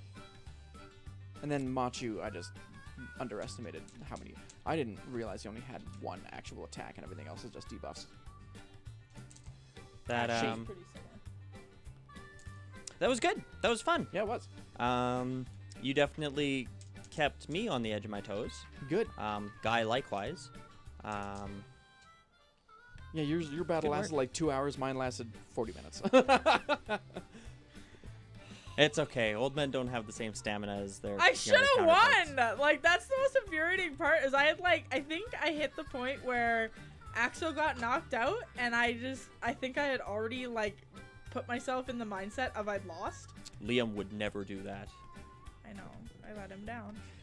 No, but That Skiploom looked very, very hurt. I know. You guys were trading last blows. If I had hit with one of those last two quick attacks, if I hadn't rolled so fucking poorly, he would have been done. It's possible. And if I had stopped and had the like clarity to be like, he's paralyzed right now and I could drag him out. Possible. Oh my god, like so frustrating. But I think I legitimately, like, when I put Ryulu back in the fight with 1 hit point, I was like, I've already lost. Like, he's got 1 point. He's just gonna get hit. and like that's that. Because you have to roll. Such little faith in Riolu. No, I have little faith in like 1 hit point lasting that long. Liam would be disappointed. Gonna be swapping Machu and Dandy this next time. So, that was our 27th episode of So PD&D. A bit of an upset in the Serene City Pokemon gym. Shit. It's like the first battle that hasn't gone our way, I think. No, other than Molly. Molly kicked our ass too. Oh, right, yeah. Yeah. So next episode is going to be on September 13th. September 14th. 14th. September 14th. Oh, yeah. So prepare for that. Whatever excitement awaits us on that day. Another Gino. potential. Tomorrow, Matt is starting his playthrough of A game that you'll find out tomorrow. Ooh, surprise, surprise. Yes, I still have to edit the thumbnail. Well, I guess I can edit the thumbnail like tomorrow night after. Andy may or may not be up. We'll see how his technology crisis fares. Yep, I don't think he will be. It sounds like he got screwed over by Asus again. And Friday, we may be up for a brand new game as well now that we've finished our Pokemon yeah. Nuzlocke run. Oh yeah, we still got to talk about it and figure that out because I got to make a thumbnail for that too. That's right. So special thanks and shout outs go to At Joe the DM, who provided us this wonderful 5th edition homebrew for Pokemon. You got it. Thank you to Alyssa at the Lighter Arts on Twitter. For I'm the just gonna tokens. sort of put Guy up there now. Her lovely little collection of player tokens is slowly growing now. And because So I switched to Guy, nice. I will switch over to the encounter and I'll zoom in on his face. Zoom, zoom, zoom. Thank you to Kevin McLeod of Incompetech.com for the music that you're hearing right now and a few of the other tunes that played during the show. Thank you to Mikkel_Beats, again, of Twitter for the Pokey and Chill soundtrack, which got a little bit more airtime today. Anybody else? No. Thank you to the adoring fans. If you guys got any suggestions for titles title. for this episode, that would be much appreciated. I know you guys have better ideas than we do, and if you don't come up with a better idea, it'll probably just be a pun. A pokey Why are pun. you so quiet, soundboard? All right. Didn't want to air our disappointment. Hang on. It's No, I need it to almost be 11 here, so I think it's about time to sign off. What do you guys think? Ugh, I'm tired. All right, everybody. Take care. Take care of yourselves. Good night. Have a good night, guys.